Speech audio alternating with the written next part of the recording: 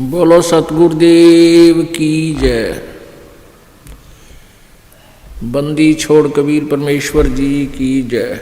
बंदी छोड़ गरीबदास जी महाराज जी की जय। स्वामी रामदेवानंद जी गुरु महाराज जी की जय।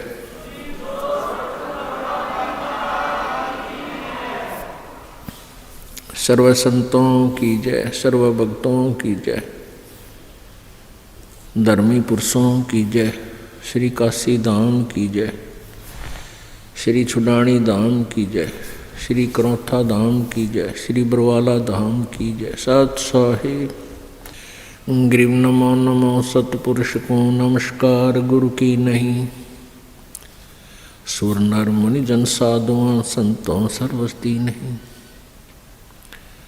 सतगुरु साहिब संत सब डंडो तुम प्रणाम। आगे पीछे मध्य हुए तिनको जा कुर्बान। नराकार निर्विषम काल जाल वै भंजनम निर्लेपम निज निर्गुणम अकल अनुबेशुंदनम। सोहम सुरति समाप्तम सकल समाना निरतलय। उज्ज्वल हीरंबर हरदमम बेपरवा अथाह वार पार नहीं मज्जतम।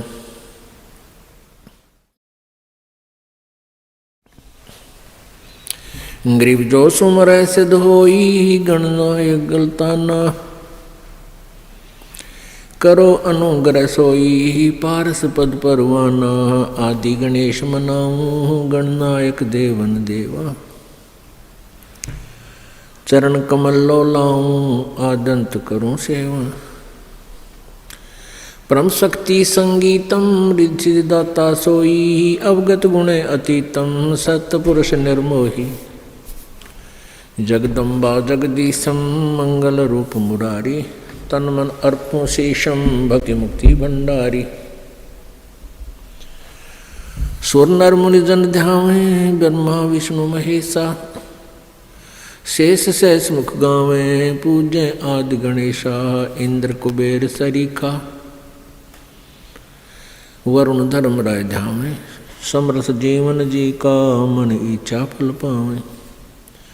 33 कोटि आधारा जावे सहस 88। उतरे भव जल पारा कट है यम की फांसी। 33 कोटि आधारा जावे सहस 88। उतरे भव जल पारा कट है यम की फांसी। कर जोरों विनती करूं दरों चरण पर शीश। गुरु जी राम देवानंद जी महाराज जी ने दियो नाम बख्शीश।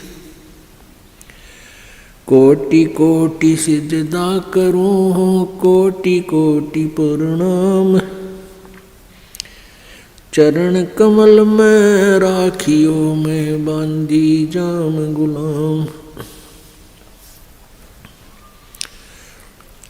कुत्ता हूँ गुरुदेव का रामपाल दास का नाम। गले प्रेम की जेवड़ी जाखें चोवा जाऊं। तो करो तो बावड़ू दूर दूर करो तो जाऊं। जो राखो तो ही रहूं जो देवो सुख।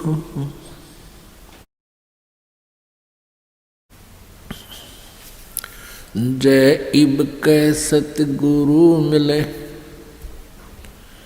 सब दुख आँखों रोए। चरणों ऊपर शीस धरूं कहूँ जो कहनी हो। कबीर गुरु जी मिलेंगे पूछेंगे कुशलात। आदि अंत की सब कहूँ अपने दिल की बात। गुरु जी तुम ना भूलियो चाहे लाख लोग मिल जाहीं। हमसे तुमको बहुत है तुमसे हमको नहीं। कबीर तुमरे विसारे क्या बने, मैं किसकी शरण में जाऊं। शिव ब्रंच मुनि नारदा तिनके हृदय न समाऊं। अवगुण किए तो बहुत किए, करत न मनी हारे। बावे बंदा बख्श दियो, बावे गर्दन उतार। अवगुण मेरे बाप जी, बख्शो गरीब नवाज। जो मैं पूत कपूत हूँ, बहुर पिता को लाज।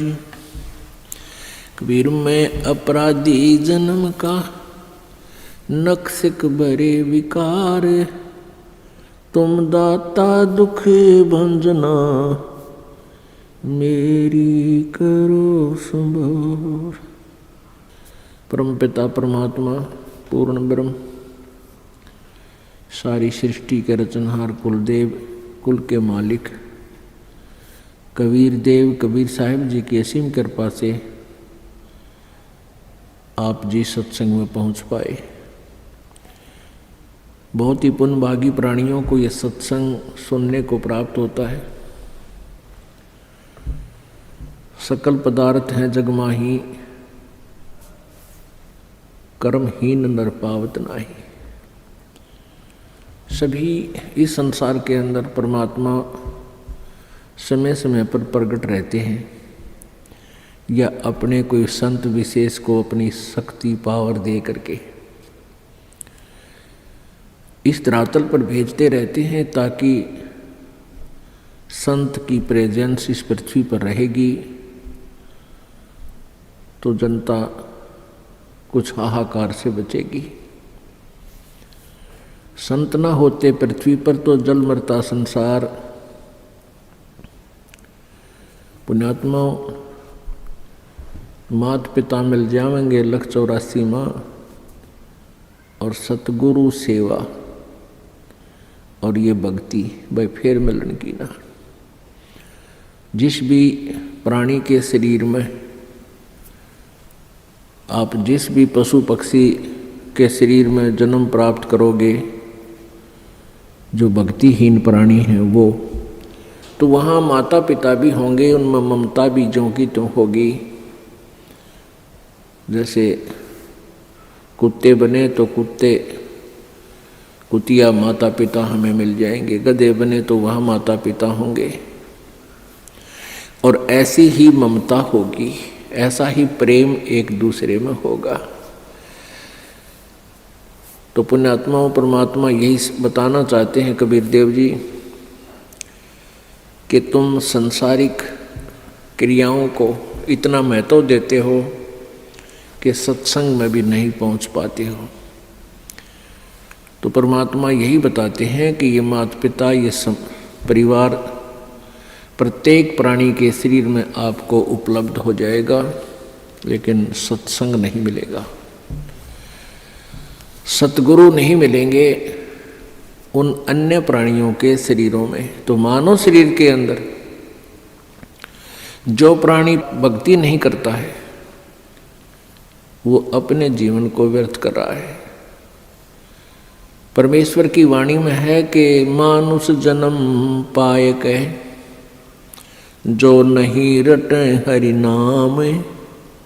जैसे कुआ जल बिना, बनवाया क्या काम। अपने आत्माओं, परमात्मा हमें बार बार आकर के यही समझाना चाहते हैं कि तुम मनुष्य जीवन प्राप्त करके इसमें प्राप्त सुविधाओं को प्राप्त करके आप भूल जाते हो परमात्मा को, क्योंकि ये जो भी पुण्य, आपके पुण्य से ही आपको मानव शरीर प्राप्त है,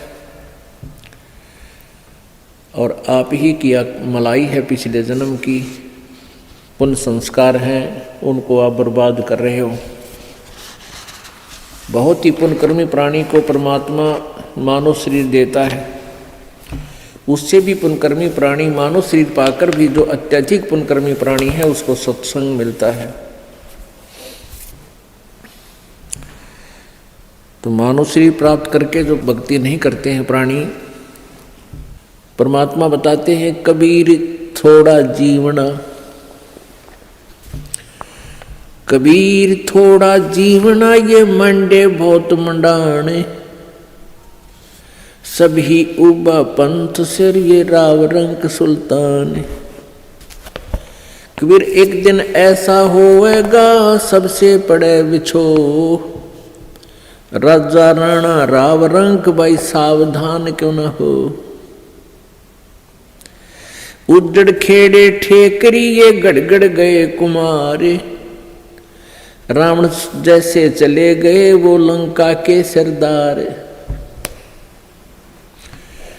अब परमात्मा हमें याद दिलाते हैं कि तुम इस छोटे मोटे कोई व्यवसाय में को या कोई कोठी कार फैक्ट्री को प्राप्त करके परमात्मा से दूर हो जाते हो, उसके लिए बताते हैं कि कबीर जीना थोड़ा, बहुत ही कम समय है ये, और आपके जो इरादे हैं वो बहुत लंबे चौड़े, आपकी कल्पनाएं बहुत लंबी चौड़ी, ये कर दूंगा वो कर दूंगा, और एक पल का भरोसा नहीं कब यहाँ से शरीर छूट जाए, जीव चला जाए। कबीर थोड़ा जीवना ये मंडे बहुत मंडाने, दूर तक के पता नहीं क्या क्या सोच बना रखी है, कल्पना कर रखी है, ये कर दूंगा वो कर दूंगा। और कहते हैं सभी चल रहे हैं यहाँ से, सभी का एक दिन प्रतिदिन कम हो रहा है। हम कितने नशे में हैं। कबीर ये माया अटपटी, कबीर ये माया अटपटी, सब घट आण अड़ी, किस किस को समझाऊं या कुएं भांग पड़ी। इस काल भगवान ने ये त्रिगुणमयी माया, रजगुण ब्रह्मा, सतगुण विष्णु, तमगुण शिव जी के द्वारा ये आप जी को यहाँ उलझा रखा है, इस माया जाल में फंसा रखा है।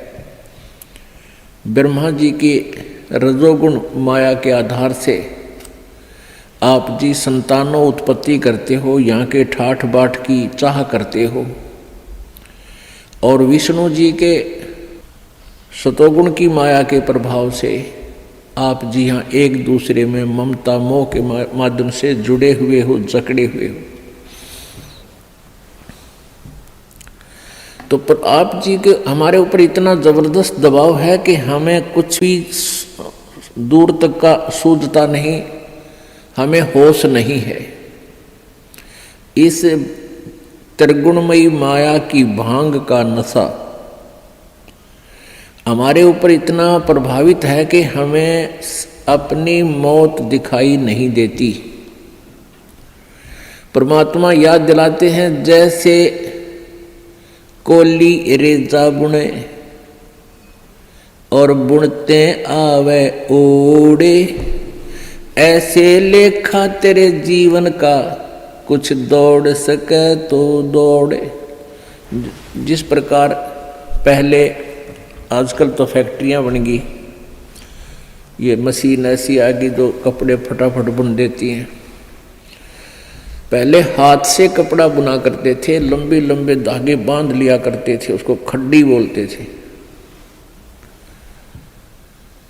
और पतला सा धागा होता है, उस धागे को उन धागों में से हाथ से निकाला करते थे, एक मैनुअली हैंडल करके एक हाथ से ऐसे एक नली सी होती थी, उसके अंदर से निकाल देते, एक एक धागा ऊपर नीचे करके, फिर दूसरा धागा ऐसे लाते थे, फिर ऐसे लाते थे, फिर ऐसे लाते थे, और इतने पतला धागा होता है और इतना लंबा उसका थान बोलते थे। एक बहुत लंबा थान लगभग 50-60 फुट का वो तैयार हो जाता है। यानी उस पतले से धागे से बार बार ऐसे चलने से वो अंत आ जाता है, वो कथान इतना लंबा पूरा हो जाता है, उसका एंड हो जाता है। इसी प्रकार आप जी का जो जीवन है, ये प्रतिदिन एक धागा आपका इसमें प्रवेश हो रहा है, और एक दिन वो भी आएगा जिस दिन आपके जीवन का उत्थान कंप्लीट होगा। कहते हैं हम प्रतिदिन एक कदम अपने मौत रूपी अजगर की तरफ बढ़ रहे हैं, और वो हमें खाएगा और हमें डर नहीं। तो ऐसी हालत नशे वाले प्राणी की होती है, वो चाहे शेर के जा चिपके और वो सांप भी पकड़ ले, क्योंकि उसमें नशा है, उसको पता ही नहीं तू कर क्या रहा। तो इस नशे को कैसे हटाया जाएगा? ये सत्संग रूपी एंटीबायोटिक कैप्सूल खा के, फिर इनसे आपका जो त्रिगुणमयी माया के द्वारा प्रभाव आपके ऊपर हुआ है वो खत्म हो जाएगा, वो नाम मात्र सा रह जाएगा, और धीरे धीरे आप अपने भविष्य की चिंता करने लगोगे। मौत बेसारी बावले अचरज किया कोने, तन माटी में मिल जाएगा जो आटे में लौने। परमात्मा कहते हैं तो मौत भूल गया, तने कितना बड़ा आश्चर्य कर रखा है। एक बार यक्ष ने युधिष्ठिर जी से प्रश्न किया था कि इस संसार में सबसे बड़ा आश्चर्य क्या है? युधिष्ठिर जी ने उत्तर दिया था कि सबसे बड़ा आश्चर्य ये है कि प्रतिदिन हम अन्य व्यक्तियों को मरते हुए देखते हैं और अपने नंबर की चिंता कती नहीं। यहाँ भगवान बंदी छोड़ कबीर साहिब जी कहते हैं कि मौत बेसारी बावड़े तन अचरज किया कौन, और ये तन माटी में मिल जाएगा जो आटे में लौण। आपका कितना सुंदर शरीर, जिसके लिए आप इस मानव शरीर को स्वस्थ रखने के लिए, इसके प्रोटेक्शन के लिए, इसको जीवित रखने के लिए हम सारा जीवन लगा देते हैं। यदि कोई व्यक्ति भयंकर रोग से ग्रस्त हो जाता है और उसके इलाज पर लाख 2 लाख 3 रुपये लगने हों तो वो पैसे भी लगा देगा। अपनी कोई ज़मीन जायदाद भी बेचनी है उसको भी बेच देगा, क्योंकि ये इतना प्रिय है। और ये इस प्रिय शरीर से यदि तूने परमात्मा की भक्ति नहीं की, परमात्मा कहते हैं कबीर जी, आप जी ने यदि भक्ति नहीं की, परमात्मा की साधना नहीं की, तो आप जी का ये शरीर, इसका नामो निशान नहीं मिलेगा। ये ऐसे मिल जाएगा पृथ्वी में जैसे आटे में नमक, दृष्टिगोचर नहीं होता। एक दिन ऐसा होएगा सबसे पड़े बिछो, राजा नैना रंक सब सावधान क्यों न हो। एक दिन ऐसा होगा आप जी को यहाँ सबको छोड़कर जाना पड़ेगा। ना आपका बेटा साथ चले, ना बेटी साथ चले, ना कार साथ चले, ना कोठी साथ चले। एक दिन ऐसा होगा सबसे पड़े बिछो। इसलिए परमात्मा कहते हैं राजा राणा रंग सब सावधान क्यों ना हो, यानी सावधान हो, सतर्क हो, डरो परमात्मा से और उस मौत से, आने वाले उस दिन को याद रखो। फिर बुराई नहीं कर सकते आप पाप नहीं कर सकते, आप भगवान की भक्ति को नागा नहीं कर सकते जब आपको मौत याद रहेगी। हमने सबसे पहले उसी वस्तु को भूला जो सदा याद रखनी चाहिए थी। कौन कौन सी? एक तो परमात्मा और दूसरे मृत्यु। उजड़ खेड़े ठीकरी ये गड़गड़ गए कुमारे, वो रावण श्रीखे चले गए भाई लंका के सरदार। आप देखते हो जगह जगह कोई नगर उजड़ गया, उसको खेड़ा बोलते हैं। जो कोई गांव कहते हैं, गांव खराब गर्क हो गया था, तो वहाँ छोटी छोटी ईंटें, बर्तन फूटे हुए मिट्टी के, उनके ठीकरे वो नजर आते हैं। तो परमात्मा याद दिलाते हैं कि ये उजड़ खेड़े ठीकरी, और वह भी आपकी तरह ठाठ से रहा करते थे, भगवान भूल गए थे। और गड़गड़ गए कुम्हार, रावण जैसे चले गए वो लंका के सरदार, आपकी तो औकात क्या है। ऊंचा दिखे धौलहरा ये मंडी चिति पोले, एक हरि के नाम बिना ये जम्मा रहेगा रोले। कहते हैं आप जी को ये काल आपकी रोल मार रहा है। रोल मारना आपको मूर्ख बना रहा है। अब बहुत बड़ा आलीशान कोठी बना ली, उसका खूब संगे मरमर ला दिया, उसके बढ़िया बढ़िया पत्थर लगा दिए, और इसने देख देख कर तू भगवान को भूल गया। ऊंचा दिखे धौलरा और मंडी चिति पोले,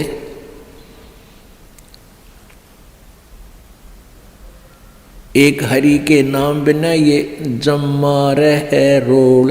ये तेरी रोल मार रहा है, तुझे मूर्ख बना रहा है काल, कि कितनी अच्छी कोठी है मेरे पास, ऐसी कार है, मेरे इतने पुत्र हैं, इतनी पुत्रियां हैं, वो ऐसे ऐसे बढ़िया सेट हो रहे हैं, और फिर नो प्रॉब्लम, या प्रॉब्लम आगे बहुत बड़ी होगी। जो आज भगवान नहीं बज रहे, गधा बनेगा प्रॉब्लम है प्रॉब्लम, कुत्ता बन गया प्रॉब्लम है प्रॉब्लम। तो उनका समाधान अब ही हो सकता है पूर्ण परमात्मा की सत्य भक्ति से और पूर्ण सतगुरु की शरण में आने से।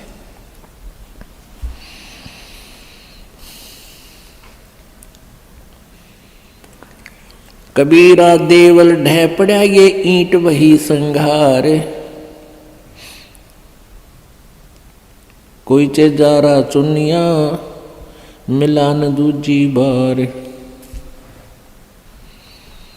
कहा चुनावे मैडिया ये चुना मटी लाए, मौत चुनेगी पापड़ी तन दौड़ कलेगी आए। परमात्मा कहते हैं, भगवान कबीर जी कहते हैं कि भक्ति के बिना आपके ये लंबी लंबी कोठियां बनाने लग रहा है, और यह मौत पापड़ी तन एकदम झपट्टा मार के ले जाएगी, और ये कोठी तेरी यहीं रह जाएगी। रोहतक के अंदर एक व्यक्ति सेठ, उसने काफ़ी स्थान बहुत अच्छी जगह पर परचेज किया। वो पुरानी दुकान सी थी, उन सबको फोड़ फाड़ कर बहुत बढ़िया एक बहुत लंबा चौड़ा बनाने लग गया। वहाँ पर मार्केट बना रहा था,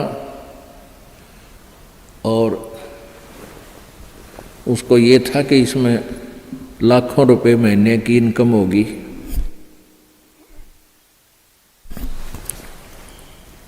अब वो मार्केट तो बनी भी नहीं थी, वहाँ जो वर्कर काम करें थे उनको पेमेंट की, और वो वर्कर वहाँ बैठकर अपने पैसे पेमेंट को गिन रहे थे, संभाल रहे थे। और वहीं पर गर्मियों के दिन थे, उस सेठ ने वहीं पर नहाने के लिए एक पट नीचे ईंट सी बिछा रखी थी, और ठंडा पानी की वहाँ व्यवस्था थी। तराई के लिए नहाने लग गया। अब स्नान करके धोती बांधी थी, कुर्ता पैर नहीं पाया, एकदम गिर गया, और गिर गया कि मर लिया खड़ा खड़ा। उसका समय पूरा हो चुका था, वो एकदम समाप्त हो गया वहीं पर। तो यहाँ परमात्मा याद दिलाते हैं, कहाँ चुनाव है मेडिया, मेडिया मतलब बड़े बड़े कोठियाँ, और चुना माटी ला, और मौत चुनेगी पापी तने दौड़ के लेगी आ।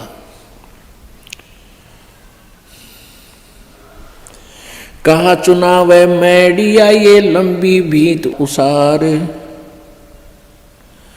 घर तो 3.5 हाथ भाई घना तो 4.25। परमात्मा कहते हैं कि क्यों लंबी लंबी कोठियाँ, एक कोठी में 6 कमरे, फिर डबल सटोरी, फिर ट्रिपल सटोरी। परमात्मा कहते हैं तूने एक ही चारपाई पर सोना है, और वह एक कमरे की एक कोण में डलेगी, बाकी का सारा तेरा बनाया हुआ वो मकड़ी वाला जाल खाली पड़ा रहेगा। तो परमात्मा कहते हैं घर तो 3.5 हाथ और घना तो 4.25। एक व्यक्ति का अपना शरीर का जो डायमेंशन है, अपने हाथ के 3.5 हाथ, 3.5 हाथ, कोई चाहे छोटा है चाहे बड़ा, अपने हाथ नाप के देख लियो, उसका लंबाई 3.5 हाथ की होती है और एक हाथ का ऐसे पूरा विस्तार होता है। कहते हैं घर तो 3.5 हाथ, यानी इतनी जगह चाहिए तेरे को, तेरा शरीर आ जा उसमें। और घना तो 4.25, यानी घना कर 3 इंच फालतू और बना ले। कहने का भाव यो है कि मिनिमम प्रत्येक चीज को मिनिमाइज कर दो और फिर देख सुख परमात्मा का, आनंद देख मालिक का। जिस कोठी बंगले के बनाने के लिए ना जाने कितने 2 नंबर के काम करे, या कर्जा वर्जा ले गए कोठी बनावे दुनिया में लोग दिखावा करने के लिए, फिर वो कर्जे वाले पीछे पीछे आप लुकता फिरे, सो झूठ बोला, आज कोई ना कह दे करके बाहर जा रहा है। वो दिन की चैन रात की नींद दोनों गई। तो इस प्रकार हमने समाज लोग को नहीं देखना है, हमने अपने मालिक के ज्ञान को ही आधार बना के अपना जीवन सुचारू करना है। कबीर 5 तत्व का पुतला मानुष दरिया नाम, 4 दिना के कारण ये फिर रोक ठाम। अब क्या बताते हैं, ये 5 तत्व की बना हुआ ये मिट्टी का शरीर, इसका मानुष धर दिया नाम, और 4 दिना का जीवन है।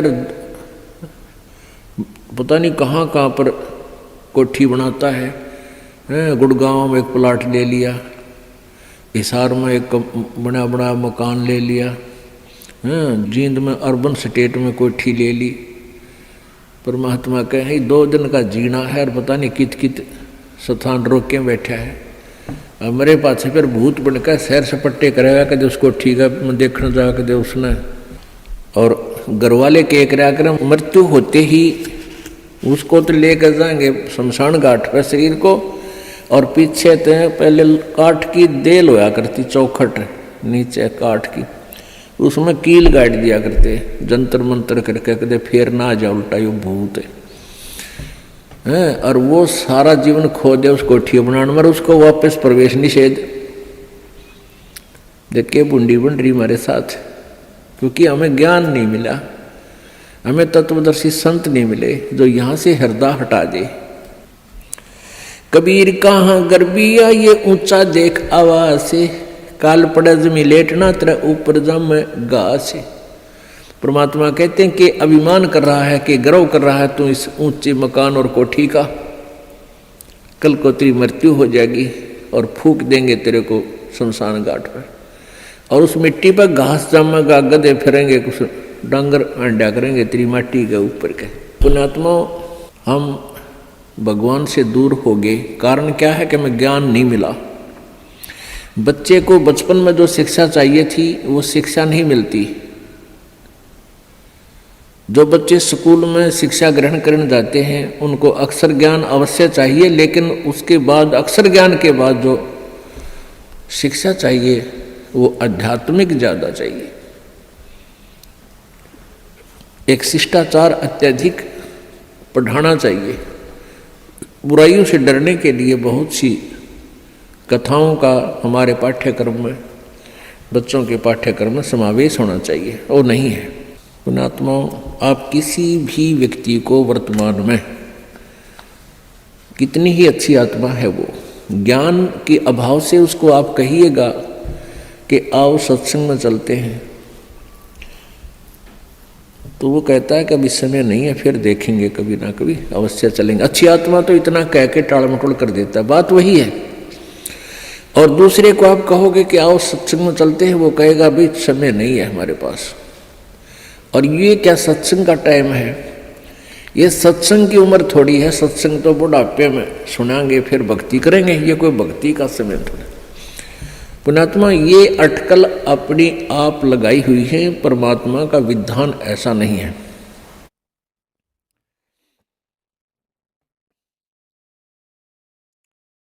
अब परमात्मा क्या बताते हैं, कबीर कहाँ गर्भियो ये काल गह करके से, न जाने कित मारेगा यो के घर के परदेश। पिछले वर्ष सन 2010 की बात है। यहाँ इसार का एक डॉक्टर, बहुत सुप्रसिद्ध डॉक्टर आँखों का, और बहुत पैसा उसके पास, अपने पुत्र का एडमिशन कराने के लिए गाड़ी में जा रहा था, पुत्र, उसकी पत्नी और वो स्वयं। और रास्ते में दुर्घटनाग्रस्त हो गए, तीनों की मृत्यु होगी। आज शेष बचे हुए कोई भी उस परिवार के सदस्य से आप जाकर कहिए कि आओ सत्संग में चलते हैं, वो भी कहेंगे समय नहीं है हमारे पास। अन्य किसी डॉक्टर से आप जाकर कहिए कि चलो सत्संग सुनो कुछ देर, वो कहते नहीं मेरे पास तो मरीजों की लाइन लगी हुई है, मेरे पास समय नहीं है। तो एक डॉक्टर लाइन नहीं, किसी को भी आप कहिए जाकर के। पुण्यात्माओं, इसका कारण क्या है कि हमें अध्यात्म ज्ञान बिल्कुल नहीं, आध्यात्मिक ज्ञान के बिना हमें डर नहीं हो सकता, चिंता नहीं बनती, और जब तक हमें परमेश्वर की महिमा का ज्ञान नहीं होगा तो हमें रुचि नहीं बनती। अब हमारे को जो ज्ञान दिया गया बचपन में, यही दिया गया कि उसके लड़के ने कोठी बना ली, वो डॉक्टर लगा हुआ था, प्राइवेट क्लिनिक है, 2 कोठी बना दी, कार ले ली। अब जितने भी बच्चे डॉक्टरी कर रहे हैं, ट्रेनिंग कर रहे हैं, उनका मूल उद्देश्य, टारगेट यही हो जाता है, मैं कोठी बनाऊँ और कार लूँ। यदि हमारी एजुकेशन में ये आध्यात्मिक ज्ञान अत्यधिक प्रवेश हो तो उन बच्चों का ये टारगेट ना रहे, और वो बिल्कुल बहुत जायज़ फीस ले, जायज़ काम करें और बहुत ही सस्ता ट्रीटमेंट करें, भगवान से डरने वाले होंगे। अब तो रोगी मर गया, ट्रीटमेंट के अंतर्गत अपना हिसाब बना कर देंगे, हमारा पूरा हिसाब दे जा, पैसे दे दो, ये एडवांस जमा करा लेते। बात ये नहीं है कि पैसे ना लो, पैसे तो उनके लगे हैं, देने भी चाहिए, लेने भी चाहिए, लेकिन 1 के 20 नहीं लेने चाहिए, 1 के 100 नहीं लेने चाहिए। और वो 1 रुपये की चार्ज के 100 लेते हैं, और फिर कहाँ ले जाते हैं, यहीं छोड़ जाते हैं। परमात्मा कहते हैं इस माया के कारण फिरा देश प्रदेश। अभी पीछे समाचार पत्र में आया हुआ था, हरियाणा अंबाला का रहने वाला एक लड़का इटली गया हुआ था, वहाँ से वापस आया, क्योंकि वहाँ यहाँ की बजाय, हिंदुस्तान की बजाय वहाँ अधिक पे मिलती है, तनख्वाह मिलती है, रोजगार के लिए वहाँ गए, अच्छा पैसा लेकर आते हैं वहाँ से। तो फिर वो अपने परिवार को लेकर के गाड़ी में,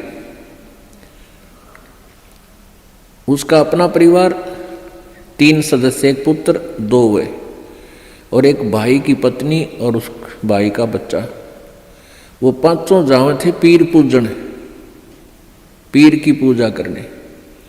और उस पेपर में लिखा, समाचार पत्र में लिखा हुआ था कि वो एकदम इतनी ऊंचाई से गुजर रहे थे कि वहाँ से गाड़ी पलट गई और 50 फुट नीचे तालाब में गिर गई, वो 5 मर गए।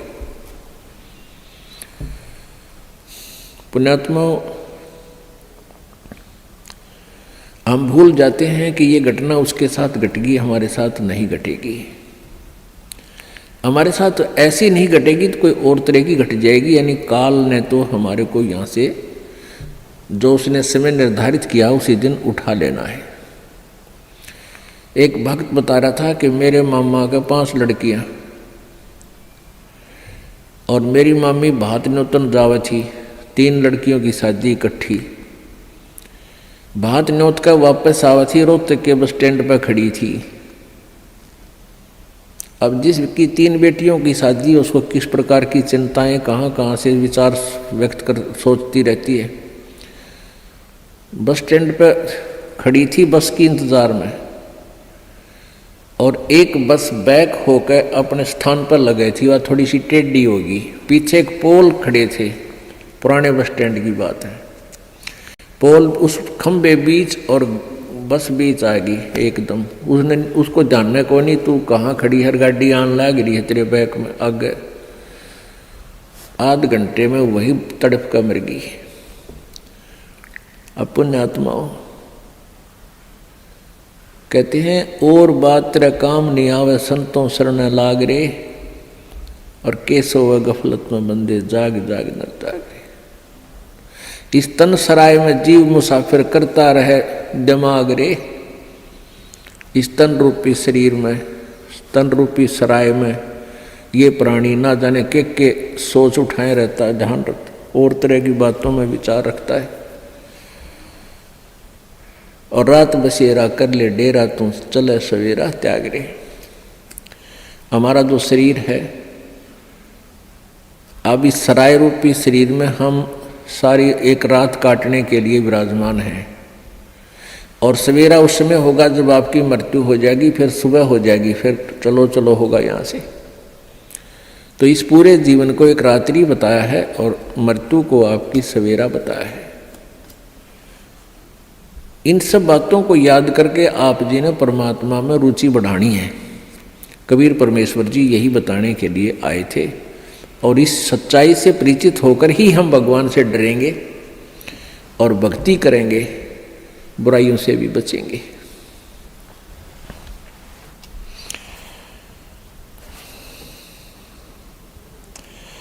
कबीर कहाँ गर्बियो काल गह करके से,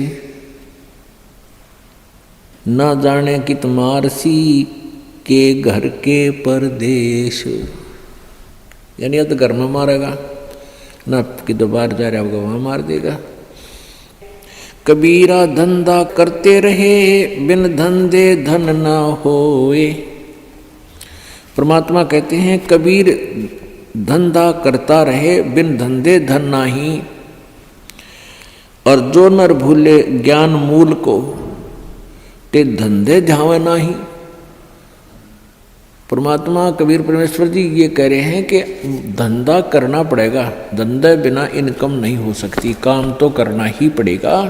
पर उनको उल्हाना दे रहे हैं कि जो इस धंधे में भगवान ना बजते, काम करते करते मालिक को याद नहीं रखते, वो नर अपना मूल,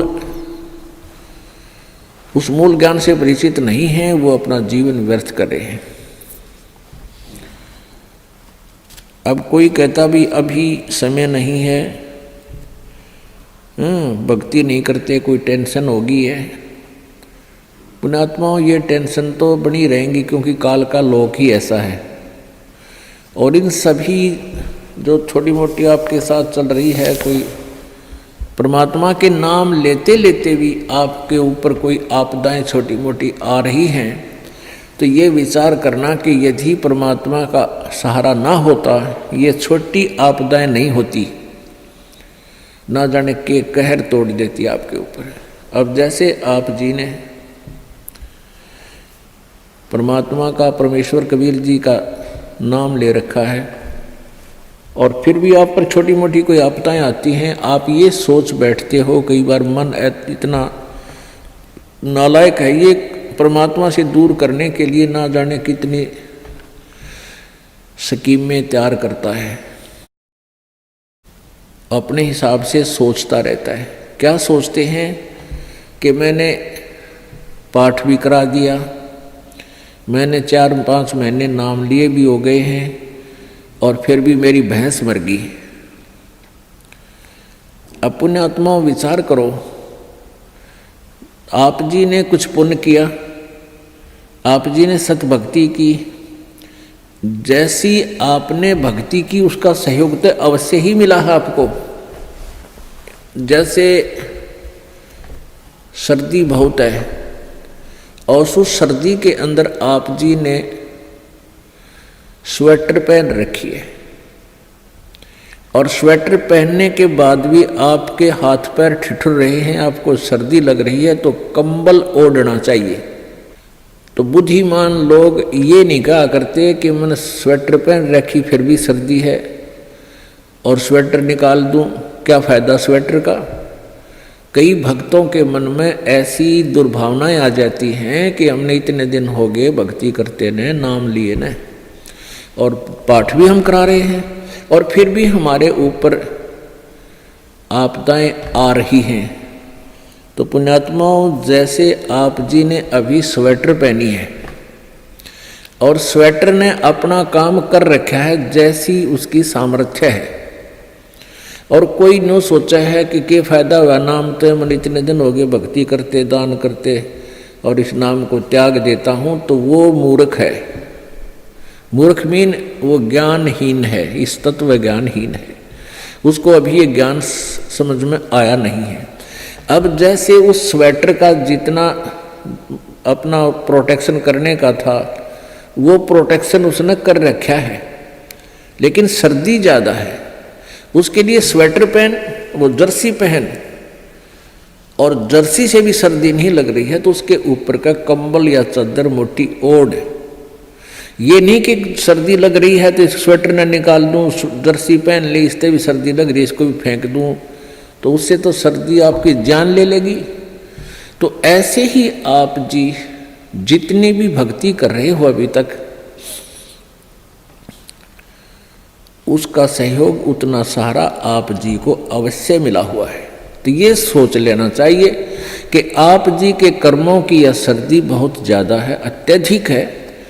आप जी भक्ति भी कर रहे हो, नियमित रह रहे हो, और दान धर्म भी कर रहे हो, और फिर भी आपके ऊपर आपदाएं हैं, तो आप जी की ये कर्मों की सर्दी बड़ी भयंकर थी।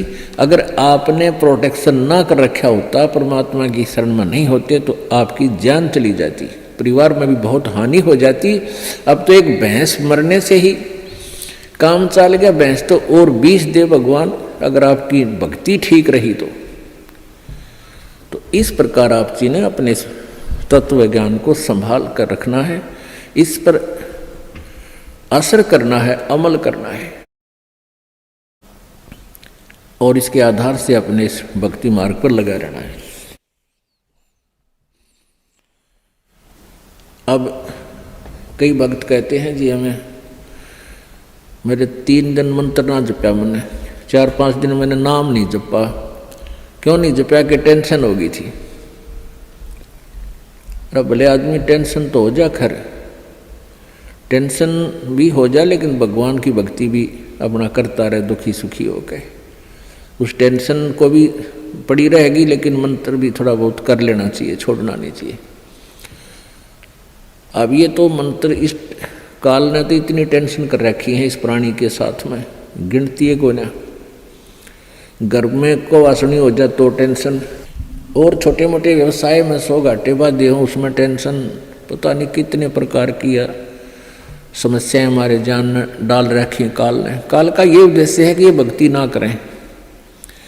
जब इनको मनुष्य शरीर प्राप्त हो तब तो इनमें इतनी टेंशन भर दी या विकार भर दिए, कोई घुट्टी लावे, कोई जुआ खेला, कोई दारू पीवे, बीड़ी पीवे, सिगरेट पीवे, कोई 2 नंबर के काम में, कोई कोठी बनाने के काम में, यानी को इनको सबको ऐसा व्यस्त कर रखा है कि फुर्सत को ना। और फिर अब ये है भक्ति का समय आ गया, अब ये भक्ति युग आ गया, भक्ति का काल आ गया, समय भक्ति काल, बिचली पीढ़ी आएगी।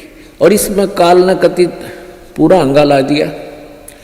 ऐसे ये टेक्निकल जो ना ऐसे बना दिए इलेक्ट्रॉनिक इंस्ट्रूमेंट, जैसे mobile phone, TV, satellite, internet, कि ये जीव जब भी आँख खुले रात में या तो मोबाइल में बकवास देख ले, या सामने टीवी रिमोट से ऑन, उठ के भी ना जाना, रजाई में पड़ा पड़ा ऑन कर ले, उसमें नाचने गाने बकवास सुनने, यानी भक्ति से कोसों दूर रहे ये प्राणी।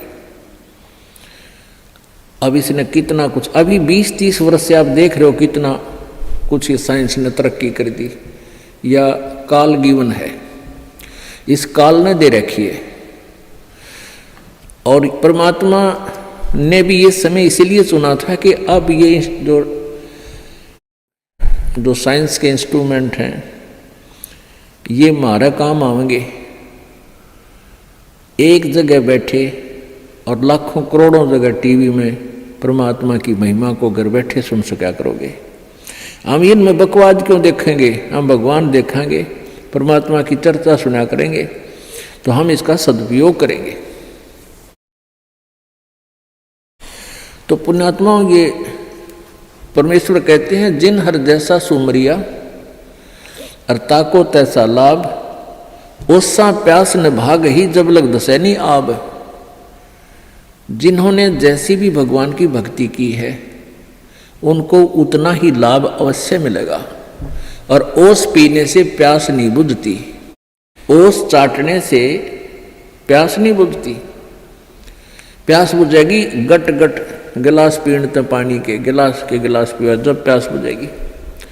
तो हम पहले क्या करते थे, दान धर्म कितना करते थे, 2 रुपये चढ़ा दिए को 5 मुश्किल थे, 10 चढ़ा दिए तो बड़े खुश होया करते थे।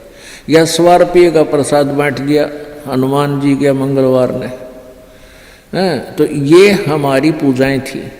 तो ये तो हम ओस चाट रहे थे। और अब आप देख रहे हो पाठ के पाठ करवाए जा रहे हैं, भगवान के हवन के लिए जोत के पैसे, जोत का घी दान किया जा रहा है। ये गिलास के गिलास पिए जा रहे हैं और इनसे प्यास बुझेगी। कोई पाठ करवा रहा है, कोई वैसे गुप्त दान, खूब वैसे दान दे रहे हैं, तो ये गिलास के गिलास पानी के पिए जा रहे हैं। इनसे प्यास बुझेगी, इनसे आपको पूर्ण लाभ होगा। और सतभक्ति मंत्र करेंगे, आजीवन मर्यादा बढ़ेगी। अब ये टेंशन तो काल ने या पैदा कर रखी है कि भक्ति ना कर सके, लेकिन इन टेंशनों में ही आपने भक्ति करनी पड़ेगी। चाहे रो के करो, चाहे खुश होकर कर लो, दुखी होकर कर लो। मान लीजिए कोई घर का सदस्य उपदेशी नहीं था, उसकी मृत्यु होगी, दुख तो बहुत आता है, क्योंकि हमारा एक हमारे अंदर एक ऐसी व्यवस्था बन गई, हम रह नहीं सकते, रोना भी पड़ेगा, भाई खूब बुरा हाल विलाप भी करेंगे। लेकिन फिर भगवान भी फिर याद रखे, परमात्मा ये क्या ले गए इतने दिन, उन बातों ने ध्यान रखे कि ये क्या लेके गया। अगर हम ये भक्ति कर रहा होता, परमात्मा इसको जीवन दान भी देता है, इसकी आयु भी बढ़ा देता है यदि सत भक्ति करता था। और ये लेके क्या गया, सारा जीवन बर्बाद कर गया। तो इस प्रकार इन सब विचारों को ध्यान में रख के, सब बातों को विचार करके और भजन जरूर करें। चाहे वो याद तो बहुत आते हैं, मृत्यु को प्राप्त हो जाते हैं जो साथी परिवारजन, लेकिन भगवान भी रो रो के मालिक ने भी याद रखे, मतलब भूला नहीं भगवान को। और भी कई प्रकार की टेंशन हो जाती है, किसी प्रकार की कई चिंताएं होती हैं, लेकिन चिंताएं तो हैं, चिंता भी नाम से ही समाप्त होंगी और परमात्मा की भक्ति तक करनी पड़ेगी, इन चिंताओं में करनी पड़ेगी। एक समय एक दरोगा जी जून के महीने में यानी गर्मी के मौसम में घोड़ी पर सवार होकर जा रहा था किसी दूसरे गांव में। रास्ते में किसान ने रहट जोड़ रखा था, रहट हरहट। वो रहट क्या होता था कि उसमें एक पुली होती थी लोहे की, उस पुली के ऊपर के ऐसे एक चैन डाल दी जाती थी और उसको कोल्लू की तरह, एक कोल्लू आपने देखे हो हाथ के बैलों वाले कोल्लू, उस तरह कोल्लू की तरह बहल से चलाया जाता था और वो रहट का व्हील घूमता था वह पुड़ी, और उसके ऊपर चैन लगी होती थी। नीचे एक कुआं होता था, वो चैन इतनी लंबी होती थी कि कुएं के जल को छूती थी नीचे तक, और उसके बाल्टियां वेल्ड कर दी जाती थी चैन के ऊपर। और वो बैल से बैलों को चला जब घुमाया जाता था कोल्लू की तरह, तो वो व्हील घूमता था, वो पुड़ी घूमती थी, वह चैन साथ में घूमती थी और नीचे से पानी आकर के खेतों में डलता था। और खाली बाल्टियां वापस चली जाती थी और भरी बाल्टियां चैन के साथ ऊपर आती थी, ऐसे चलती थी। तब वो पानी खेतों में सिंचाई के काम आता था। तो किसान की घोड़ी को प्यास लगी, किसान को भी प्यास लगी। उसने देखा कि सामने रहट चल रहा है और पानी पीवेंगे, घोड़ी को भी पिलाएंगे। अब जो ही उस घोड़ी को निकट लाया वो दरोगा यानी वो SHO, तो रहट के अंदर से आवाज आया करती थी, वैसे जुगाड़ होया करते थे। वो व्हील व्याल चढ़ा रखे थे, वो चर चूं करके वह काफी जोर की आवाज आती थी उससे। वह घोड़ी उस चरचू ने सुनकर, चींचू ने सुनकर, और वह फड़क गई, 1 किला दूर जाके डटी। दरोगा जी गुस्से में हो गए, करे किसान या चूं बंद कर दे भाई, चींचू बंद कर दे, मेरी घोड़ी डर रही है, मैंने पानी पीना और पिलाना है। अब किसान ने वो बैल रोक दिए, जो बैल चल रहे थे, कोल्लू को सा फिरा रहे थे, उससे वो चलने से आवाज आ रही थी, पानी भी आ रहा था। तो किसान ने वह बैल रोक दिया, तो पानी आना, जल आना भी बंद हो गया और आगे जल सीधा खेत में जा रहा था। खेत में जल साथ साथ वह जमीन प्यासी थी, पी रही थी। जल घोड़ी के पीने योग्य एकत्रित नहीं रहा। घोड़ी निकट आई, जल था नहीं। दरोगा जी ने कहा कि एक किसान जल निकाल। उसने फिर बैल का डंडा मार दिया, बैल चला तो चूं ची चूं, फिर वही घोड़ी फिर भागी। वो किसान को उसने कहा, दरोगा ने गया चूं चूं बंद करवा, ची चूं बंद कर। उसने फिर बैल रोक दिया, वो फिर घोड़ी लिया, पानी पाया नहीं। तब वो किसान बोला, दरोगा जी इस चींचू में पी गए तो पी गए ना, दोनों मरोगे तुम। तो ये चींचू में ही पीना पड़ेगा ये जल, राम नाम का भाई। जब राम नाम बंद कर दिया तो भक्ति गई, वह चूं चूं तो फिर फायदा क्या हुआ, वह टेंशन तो सह भक्ति और बर्बाद होगी। तो इस चींचू में पानी पीना पड़ेगा, जल पीना पड़ेगा भाई, हिम्मत रखो। और एक दिन परमात्मा ऐसी कृपा करेगा, या चींचू भी बंद हो जाएगी, क्योंकि परमात्मा के नाम से सब दुख दूर होते हैं। कबीर 5 पहर धन दे गया और 3 पहर रया सोए, 1 पैर हरि ना भजा फिर मुक्ति कहाँ से होए। 8 पहर 24 घंटे को 8 पहर में, पहले 8 पहर होती थी 24 घंटे की। अब परमात्मा कहते हैं तो 1 पैर में 8, 1 पैर में 3 घंटे हो गए। तो परमात्मा कबीर जी ये बताना चाहते हैं कि 3 पैर तन धंधा करया 15 घंटे, 5 पैर तो 3 पैर तो सो गया, यानी 1 दिन रात टोटल पूरा कर दिया। और 1 पैर हरि ना बजा, 3 घंटे भी भगवान को नहीं दिए तूने। 5 पैर धन दे गया, 3 पैर रया सोए, 1 पैर हरि ना जप्यो मुक्ति कहाँ से होई। यानी टोटल 3 घंटे परमात्मा ने बता दिए कि पूरे 24 घंटे में 3 घंटे आप भगवान के भजन में अवश्य लगाओ। और उनका ये नहीं है कि स्पेशल एक जगह बैठ के लगा लो, बहुत समय होता अपने पास। जैसे आप जी कोई मजदूरी के लिए जाते हो, घर से वहां तक घंटा 1 लगे, मालिक का सिमरन करता जा। बस में बैठ कर जा रहे हो कहीं काम, बस वहां भक्ति करें। खेतों में जा रहे हो, खेतों से घर से लेकर वहां तक जो खूब भक्ति करे, अपना मंत्र ने याद रखे। और बहुत से ऐसे कार्य हैं जो काम करते करते भी हम भगवान की भक्ति कर सकते हैं। जैसे खेत में आली हल जोतता है, हमने देखे पहले ही आली में लक्ष्मी चंद की रागनी गाए जाते, हल भी जोड़े जाते। तो आप भगवान की भक्ति भी कराए, कभी आरती करने लग जा, कभी भगवान की वाणी बोलने लग जा। कोई फिल्मी गाने गावा है, कोई और बकवास सोच रहा है। तो इस प्रकार हमने अपना सुमन में 3 घंटे का समय निकालना चाहिए। जैसे सुबह का नित्यनेम आध पौना घंटा लगता है, 15 मिनट की असुर निकंदरमणि 1 घंटा तो हो गया, आध 35 मिनट की आरती होती है 1.5 घंटा, बाकी 1.5 घंटा आपका सिमरन भी हो जाए ना, सिमरन आध घंटा मंत्र, 1 घंटे का श्वास का सिमरन। तो इतना भी आप कंटिन्यू कर लोगे तो भी आपका बेड़ा पार हो जाएगा। ये सत्कर्म मान ली, क्योंकि आप जी बहुत से पापों से बच गए, सब बुराइयां त्याग दी, भगवान से डर कर रहने लग गए। इच्छा कर मारे नहीं, बिन इच्छा मर जा, कह कबीर दास का पाप नहीं लगा। जैसे जब तक आप जी ने ये सतभक्ति नहीं ली, परमात्मा कबीर जी की साधना नहीं की करते, तो और उपासना जो करते हैं ब्रह्म तक, पर ब्रह्म तक, ब्रह्मा विष्णु महेश और दुर्गा तक, इसमें सभी जो पूजाएं करते हो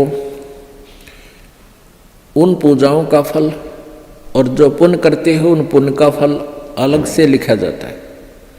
और साथ में जो आपके द्वारा पाप होते हैं, जैसे किसान खेत में हल जोतता है, उसके विषय में बता रखा है सुख संवेद में कि 1 अलाई और 1000 कसाई बराबर पाप होता है। 1 अड़ाई होती है 30 फुट चौड़ा, 20 फुट चौड़ी और 200 फुट लंबी, किले की, एकड़ की, इतना स्थान जिसमें से हल आड़ी ऐसे एक अड़ाई बोलता था उसको ऐसे बैल को ले जाता आखिरी सिरे से और फिर उसको ऐसे जोतता था, बाया करता। तो उस टुकड़े को 1 अड़ाई बोलते हैं। इतना स्थान हल से खोदा हुआ 20 बाई 200 फुट का एक हाड़ी ने जो खेत खोद दिया हड़ते, उसमें पाप, और 1000 कसाई 1 बराबर पाप होता है। क्योंकि उसमें ना जाने कितने जीव जंतुओं के पेटा में गए, फाड़ी निकाल दी, वो कुछ निकाल दी, और उसको इतना पाप होता है। अच्छा, फिर उसको पुण्य भी होता है, क्योंकि उस खेत में गेहूं बो दिए, बाजरा बो दिया और चने बो दिए, ज्वार बो दी, तो उससे ऑटोमेटिकली कुछ बीज झटका जमीन पे गिर जाता है, उसको जीव जंतु खाते हैं, तो वो उसके गुड अकाउंट में और पाप बैड अकाउंट में ये न्यारे डिपॉजिट होते रहते हैं। जैसे परमात्मा ने धर्मदास जी को बताया था, कबीर परमेश्वर जी ने, कि धर्मदास जी कह रहे थे कि हम कोई जीव हिंसा नहीं करते क्योंकि हम मांस नहीं खाते। और कबीर परमेश्वर जी एक मुसलमान की वेशभूषा में, जिंदा महात्मा की वेशभूषा में विराजमान थे। तो धर्मदास जी ने टोंट कसया था कि हम हिंदू हैं, हम मुसलमानों की तरह जीव हिंसा नहीं करते, मांस नहीं खाते, जीवों को मारते नहीं। तो परमेश्वर ने कहा था वो तो अच्छी बात है कि आप जैसे गाय बैल बकरे जो टेन नहीं मारते, लेकिन और भी पाप बहुत होते हैं आपसे।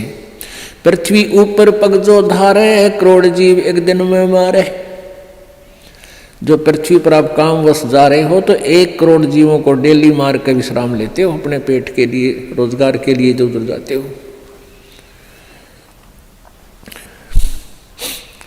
70 ब्राह्मण की है हत्या, जो चौका तुम देव नित्या। जो चूल्हा लीप के प्रतिदिन चूल्हे के आसपास पहले गोबर से लीपया करते, गार से, ये इतना क्षेत्र में जो तुम लिपाई करते हो तो इतना पाप है आपको। 70 ब्राह्मण मार दियो, ब्राह्मण माने भक्त। वैसे तो किसी भी जीव हिंसा कर दें, किसी मनुष्य की हत्या कर दें तो महापाप है, लेकिन भगत की हत्या करना और घोर पाप है। अब जैसे पोचा मारते हो आप जी प्रतिदिन, आजकल तो फिनाइल से लगाया जाता है। वो किस लिए लगाया जाता है कि वहाँ कीटाणु नाश कर दिए जाएं, वो कीटाणु मरे जो हानिकारक होते हैं। तो वो जब तक आप सतगुरु कबीर परमेश्वर जी की सत साधना पूरे संत से लेकर नहीं करते, नकली संतों से नहीं, जिनके पास ये सच्चा नाम हो जो दास देता है, तो तब तक आपके दोनों ही पुण्य और पाप भिन्न भिन्न लिखे जाएंगे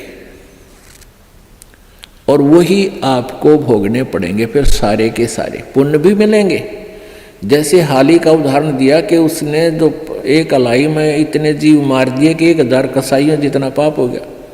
फिर उसके द्वारा बीजी गई खेती से कुछ ऐसे दाने नीचे गिरे ऑटोमेटिकली, वो जीवों ने खाए, वो पुण्य हो गया।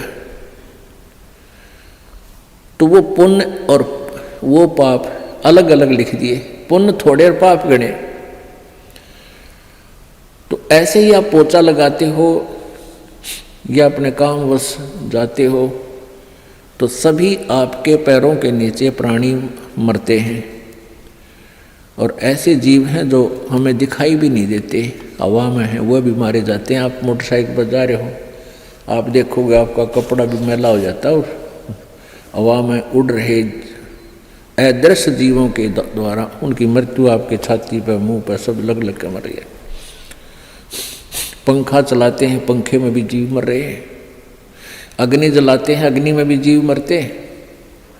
आटा गूंथते, आटा उसमें भी, सब्जी बनाते हैं उसमें भी। तो ये उन भक्तियों से ये समस्या हल नहीं हो सकती। परमेश्वर कबीर जी की भक्ति से आपके ऊपर क्या होगा कि ये जो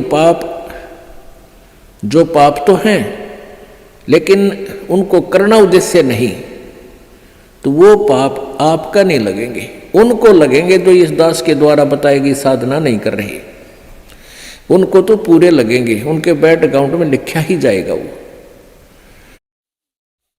और इससे नहीं लगेंगे। कहते इच्छा कर मारे नहीं, बिन इच्छा मर जा, कह कबीर दास का पाप नहीं लगा। इच्छा कर कैसे मारे? जैसे शिकार खेलते हैं या वैसे कोई भेंट देते हैं कि कोई की तो बकरे चढ़ावे हैं, कि तो बोक चढ़ावे हैं, कि तो झोटे काट कर डाले जाते हैं मंदिरों में। या ये मुसलमान भाई ईद बकरीद मनाते समय जीव हिंसा करते हैं, ये तो है नोवेंगली जान के करते हैं, ये तो पाप लगेगा। इच्छा कर मारे नहीं, अरबन इच्छा मर जा। ये आप चल रहे हो अपने काम के उद्देश्य के लिए, आपका मारना इच्छा नहीं है, लेकिन वो अपने आप मर रहे हैं तो मरने दे। लेकिन सावधानी अवश्य बरते। जैसे सामने आप जा रहे हो और चींटियों की लाइन है या इन मकोड़ों की, चिट्टों की जो लाइन है और वो बहुत बिखरे हुए हैं, तो उससे बचने की चेष्टा करें। और बचने की चेष्टा नहीं बच पा रहे हैं तो फिर भी थोड़ा बहुत बचाव करके उनके ऊपर से निकल जा, फिर भी कोई मरता है तो आपको दोष नहीं। तो परमात्मा की भक्ति से क्या होगा कि आप जी के जो प्रतिदिन आपसे जो अनजाने में पाप हो रहे हैं, वो इन जाप करने से भगवान की जो भक्ति आपको दी है परमात्मा की, और प्रतिदिन जो आप नित्य वाणी बोलते हो, पढ़ते हो, सुनते हो, इनसे आपके प्रतिदिन वो पाप अनजाने में किए हुए साफ होते रहेंगे। जैसे आप कपड़ा पहनते हो, कपड़ा प्रतिदिन मैला होता है, उसको साबुन और जल से धो लेते हो तो स्वच्छ हो जाता है। ऐसे ही आप जी का जो प्रतिदिन किए हुए नित्यनेम, प्रतिदिन किए हुए मंत्र भक्ति के, ये आपके ऊपर अनजाने में हुए पापों को डेली साफ कर देता है। फिर शेष रहे आपके संचित कर्म, जो पहले जन्म जन्मांतर के आपके ढेर लगे हुए, तो परमेश्वर की सत भक्ति से, सतनाम से वो सभी नष्ट हो जाएंगे, वो फूंक दिए जाएंगे, जला दिए जाएंगे, नाश कर दिए जाएंगे। ये पूर्ण परमात्मा सत्य पुरुष कबीर देव जी की भक्ति से ही वो संचित कर्म और ये वर्तमान के जो क्रियावान कर्म और प्रारब्ध के पाप कर्म, ये सभी पाप कर्म परमेश्वर कबीर जी की भक्ति से नष्ट हो जाते हैं, समाप्त हो जाते हैं, नाश हो जाते हैं, खत्म हो जाते हैं। और किसी भी साधना से इनका कर्मों का नाश नहीं होता, दोनों ही भोगने पड़ते हैं। संचित भी न्यो के न्यो रहेंगे, डिपॉजिट, संचित माने डिपॉजिट, पहले के जन्म जन्मांतर के आपके बैंक भरे पड़े हैं वहाँ भगवान के दरबार में। पापों का अकाउंट और पुण्यों का अलग अलग होता है। तो इस प्रकार हमने इस परमात्मा की सत्साधना से अपना मोक्ष करवाना है। अब जैसे कर्म करेगा ऐसा ही फल देगा भगवान। तो इस विधान से तो हम कभी भी पार नहीं हो सकते। और जो ये विधान इन अन्य अज्ञानी संतों ने बना रखा है कि जो भी तेरे भाग्य में है वो तो भोगना ही पड़ेगा, इस विधान से भी हम पार नहीं हो सकते। एक इन्होंने विधान बताया है, जैसे देवी भागवत में आप जी ने पढ़ा था कि बृहस्पति जी जो देवताओं के गुरु हैं और इन्होंने ब्रह्मा जी से ज्ञान प्राप्त है, तो वो कह रहे हैं कि जैसा भी जिसका पुण्य है पाप है वो भोगने से अक्षीण होगा। दुख आपके ऊपर आ रहे हैं तो आपके पाप कम हो रहे हैं, आपके पाप नाश हो रहे हैं दुख भोग के। और पुण्य आपको मिल रहे हैं तो आपको सुख प्राप्त है तो आपके पुण्य नाश हो रहे हैं उन सुखों को भोग के। ये प्रोसीजर है इन तत्व ज्ञानहीन ऋषि महर्षियों और प्राणियों का। अगर इस विधान से हम चलें तो कभी सुख नहीं हो सकता और कभी मोक्ष नहीं हो सकता। सुख भी भोगे खत्म होंगे और पाप भी भोगने से समाप्त होंगे तो कभी नहीं हो सकते, क्योंकि हम एक दिन में करोड़ों पाप करके विश्राम लेते हैं और पुण्य होता ही नहीं, क्योंकि वो साधना शास्त्र विरुद्ध होने से, उस शास्त्र विरुद्ध साधना जो वर्तमान में चल रही है, पहले तो चलो शास्त्र अनुकूल साधना करते थे, ओम नाम का जाप था और यज्ञ हवन किया करते थे और भी फिर भी वो अनकम्प्लीट थी, फिर भी उनका कुछ आंशिक लाभ अवश्य था। अब तो हम आगे जय गणेश देवा माता थारी पार्वती पिता महादेवा ये आप पर बना के गाने लगे। आप ही अपने हिसाब से ओम नमः शिवाय ये मंत्र बना लिए, ये कहीं मंत्र नहीं है किसी भी शास्त्र में। तो इस तरह की जो साधना करने से पुण्य भक्ति तो लाभ होता ही नहीं। वैसे कोई दान पुण्य हम करते हैं, चींटियों को दाने डाल दिए, पक्षियों को दाने डाल दिए, किधर भंडारे कर दिए, वो पुण्य आपको अलग से लिख दिए जाएंगे, आपके वो भी मिलेंगे, लेकिन मोक्ष नहीं हो पाएगा, क्योंकि वो शास्त्र विरुद्ध साधना होने से मोक्षदायक नहीं है। ना कोई सिद्धि हो, ना गति हो, ना ही कोई सुख हो। गीता जी अध्याय नंबर 16 के श्लोक नंबर 23 में कहा कि शास्त्र विधि को त्याग कर जो मनमाना आचरण करते हैं, जो मनमानी अपनी पूजाएं करते हैं अपने हिसाब से, उनको ना तो सुख होता है, ना उनकी गति होती है, ना उनकी कोई सिद्धि प्राप्त होती है, यूजलेस। तो हम जो अब वर्तमान में जो साधनाएं चल रही हैं प्रत्येक समाज में, वो शास्त्र विधि को त्याग कर मनमानी पूजाएं। तो वर्तमान में जो साधनाएं आप जी करें उससे तो कोई लाभ होना ही नहीं, कि ना तो आपके पाप क्षीण हो और ना आपको भविष्य का कोई लाभ हो, और वो पाप न करे, और वो पाप आप डेली पता नहीं कितने इकट्ठे कर रहे हो, तो वो आपके डिपॉजिट कर्मों में लिखे जा रहे हैं, संचित कर्मों में। और परमात्मा की साधना, पूर्ण परमेश्वर की साधना से क्या होगा? जब ही सतनाम हृदय धरो भयो पाप को नासे, मानो चिंगारी अग्नि की बाई पड़े पुराने घासे। जब ही सतनाम हृदय धरो, जब आप सच्चे मन से सतनाम का जाप करना प्रारंभ कर देते हो, आपके संचित कर्मों में ऐसे आग लग जाती है जैसे 1000 टन सूखा घास फूस पड़ा हो और उसमें एक चिंगारी माचिस की तिल्ली लगा दी जाए, वो पूरे घास को जलाकर ढेर कर देती है, यानी सारे घास का नाश कर देती है। फिर चले तेज हवा इधर उधर ते और वो साफ स्थान साफ हो जाता है। तो पुण्यात्माओं, जब आपके पाप क्षीण हो जाएंगे फिर आपके अंदर एक प्रेम जागेगा। आपको छोटी सी चर्चा माल्य की शुरू होते ही आंखों में आंसू आऊंगी, दिल भरा होगा आपका।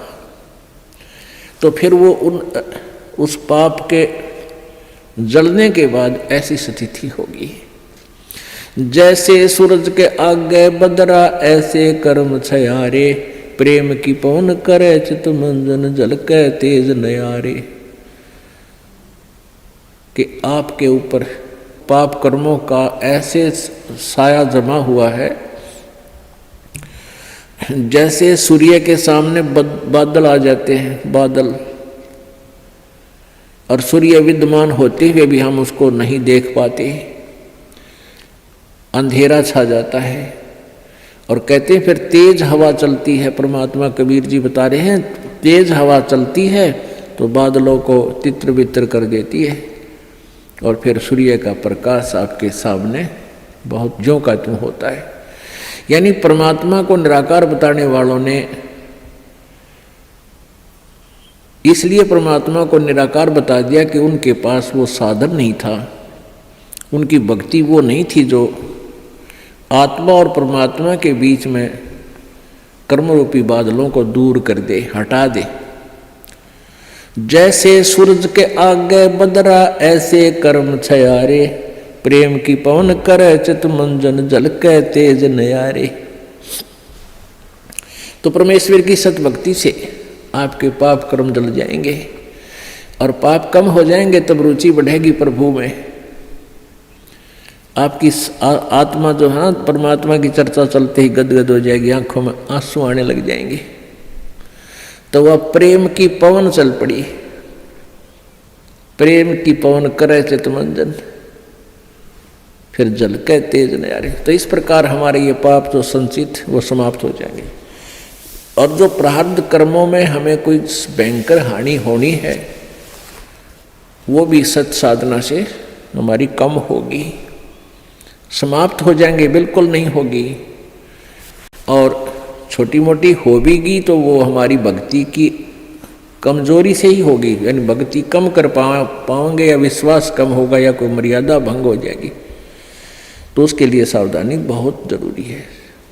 जैसे माता गर्भ को राखे यतन बना, और ठेस लगे तो छन हुआ तेरी ऐसे भक्ति जा। तो इस प्रकार हमने अपनी भक्ति को सुचारू करना है। कबीर धूम धाम में दिन गया और सोचत होगी सांझ, एक घड़ी हरि ना भजा भई जननी जन गई बांझ। अब क्या बताते हैं परमात्मा? अब पहले तो बताया कि 3 घंटे तो कम से कम भक्ति आपने करनी चाहिए, 3 घंटे में तो आपका काम बने जाएगा। अब यहाँ कह दे कि एक घड़ी भी 24 मिनट, एक घड़ी में 24 मिनट और कहते हैं 24 मिनट भी अगर तू भक्ति सतनाम की, सच्चे नाम का जाप नहीं कर रहा, नाम लेकर भी तू अपना जीवन सोचने बर्बाद कर रहा है अपने आत्माओं। क्योंकि जब एक घड़ी शुरू हो गया तो अंदर के हमारे जो पाप खत्म होने लगेंगे, और फिर रुचि इतनी बढ़ जाएगी, फिर घड़ी को नहीं याद रहे, फिर तो दिन रात सपने में भी मालिक याद आने लग जाती। यहाँ घड़ी इसलिए कहा है परमात्मा ने कि एक बार ये शुरू तो करें, एक घड़ी तो करें, 24 मिनट तो लाओ मालिक में, फिर देखना रुचि कितनी बढ़। जैसे कोई बीमार होता है और शुरुआत कर वो भोजन नहीं खा पाता, रोटी कड़वी लगती है, सेब संतरे किशमिश सब कड़वे लगते हैं, और फिर उसको ना वो कड़वी दवाई ही दी जाती है, जैसे कुनीन दी जाती है, वो ना चाहते फांके मारना शुरू कर देता है। तो जब वो दवाई शुरू करता है तो पहले दूसरे दिन एक आध ग्रास रोटी का वो खाने लग जाए, रुचि बन जाती है, और कुछ दिनों के बाद फिर वह रुचि इतनी बढ़ जाती है, सूखी रोटी पा जाए वो भी खा जाएगा, वो भी खा लेगा। तो ऐसे ही एक घड़ी के लिए यहाँ इसलिए संकेत दिया है कि एक बार शुरू तक करे, फिर ये कर्मों का पाप नरमा जाएगा, कम होगा, और परमात्मा की भूख बढ़ती चली जाएगी।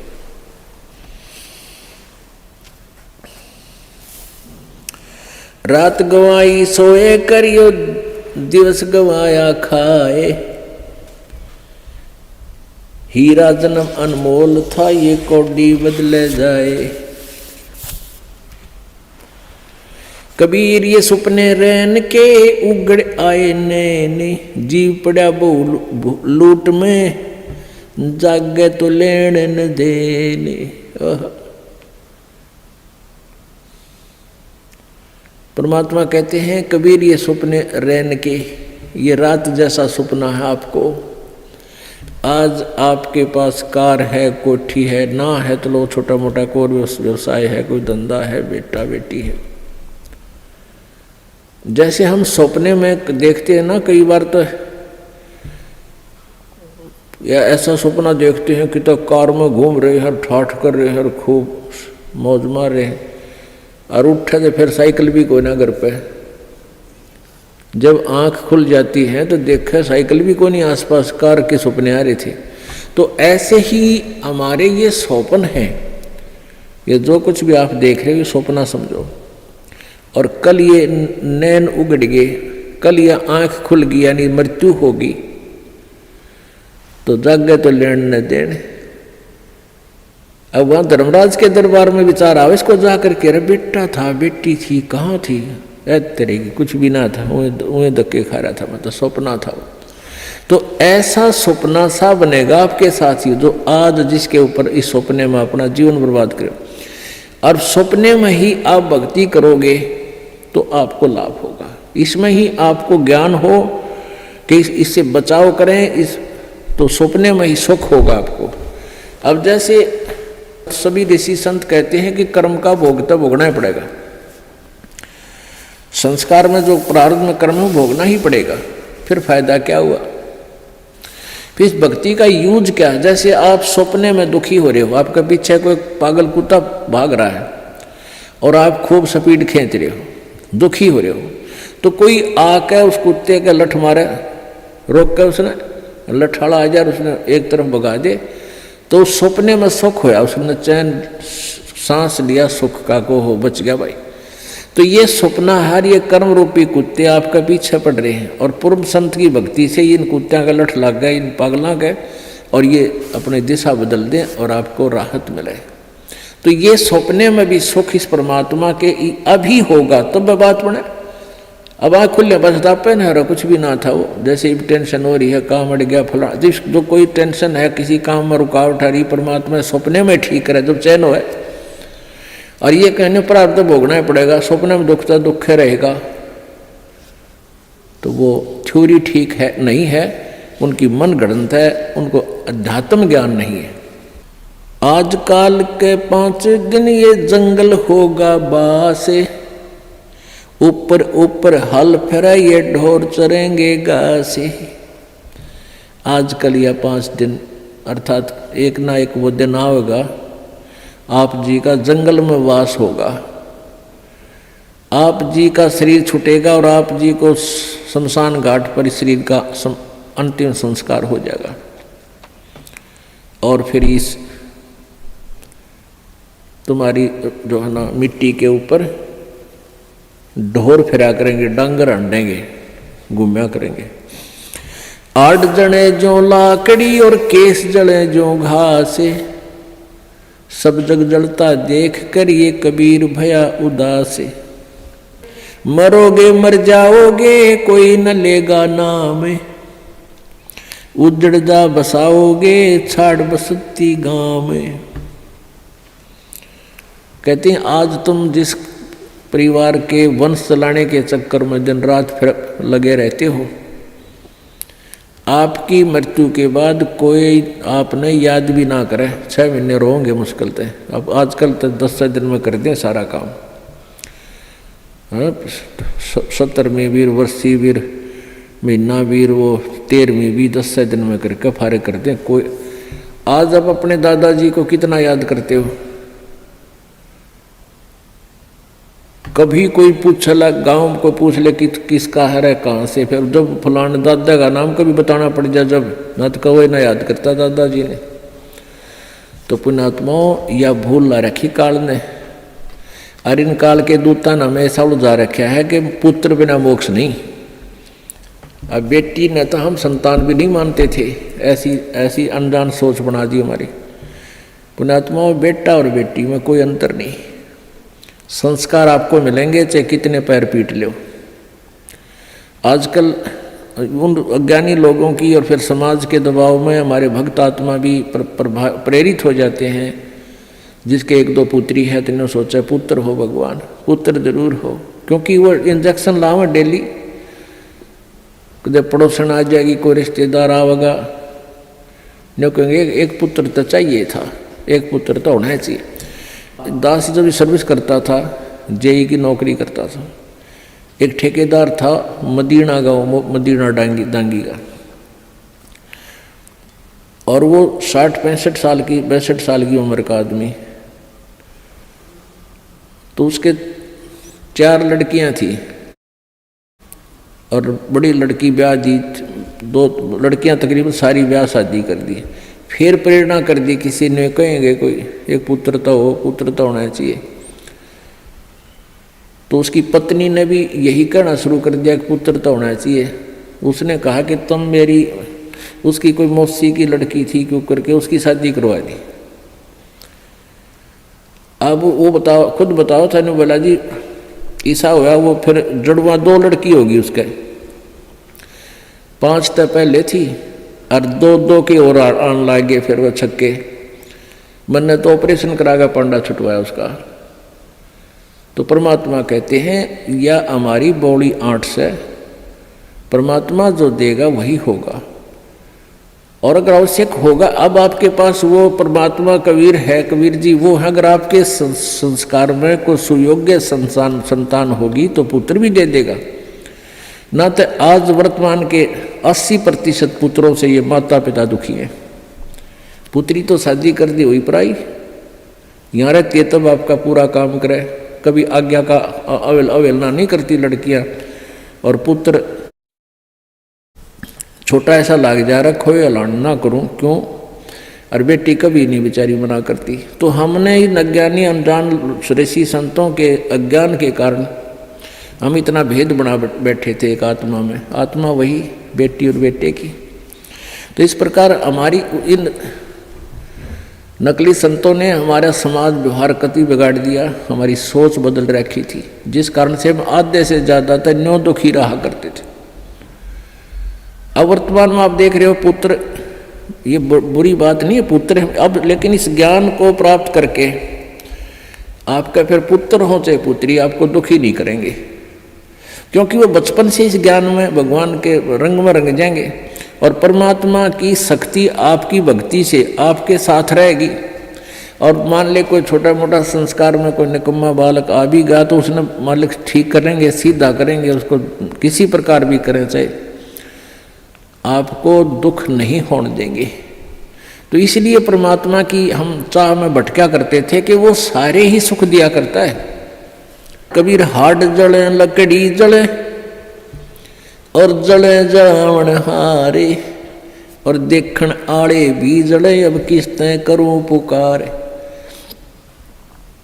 अब परमात्मा कबीर जी कहते हैं कि जो किसी की मृत्यु होगी वो तो जले, और जो उसको जलाने जाएंगे एक दिन वह भी जलेंगे, और जो देख रहे हैं खड़े होकर के फलाना मर गया देखो उसकी चिता जले है, और वह भी जलेंगे एक दिन, उनको भी वहीं जाना है। पर वो बुद्धि इतनी काम ना करती, इतना दबाव है हमारे ऊपर, प्रेशर है, नशा है, हमने डर ना लगता कि हम भी वहीं जाना है, हमने भी एक दिन वहीं जाना है। वो दिन याद कौन रखते हम, और वो अब याद रहेगा।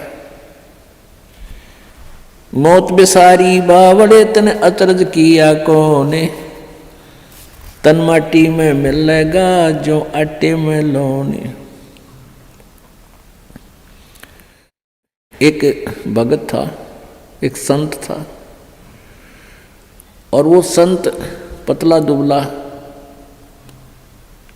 और ठीक सा था, और बाकी वो अपने जैसे किसी वस्तु को कोई चिंता हो जा तो उसके चेहरे की, उसकी फेस की आकृति कुछ अजीब सी रहती है।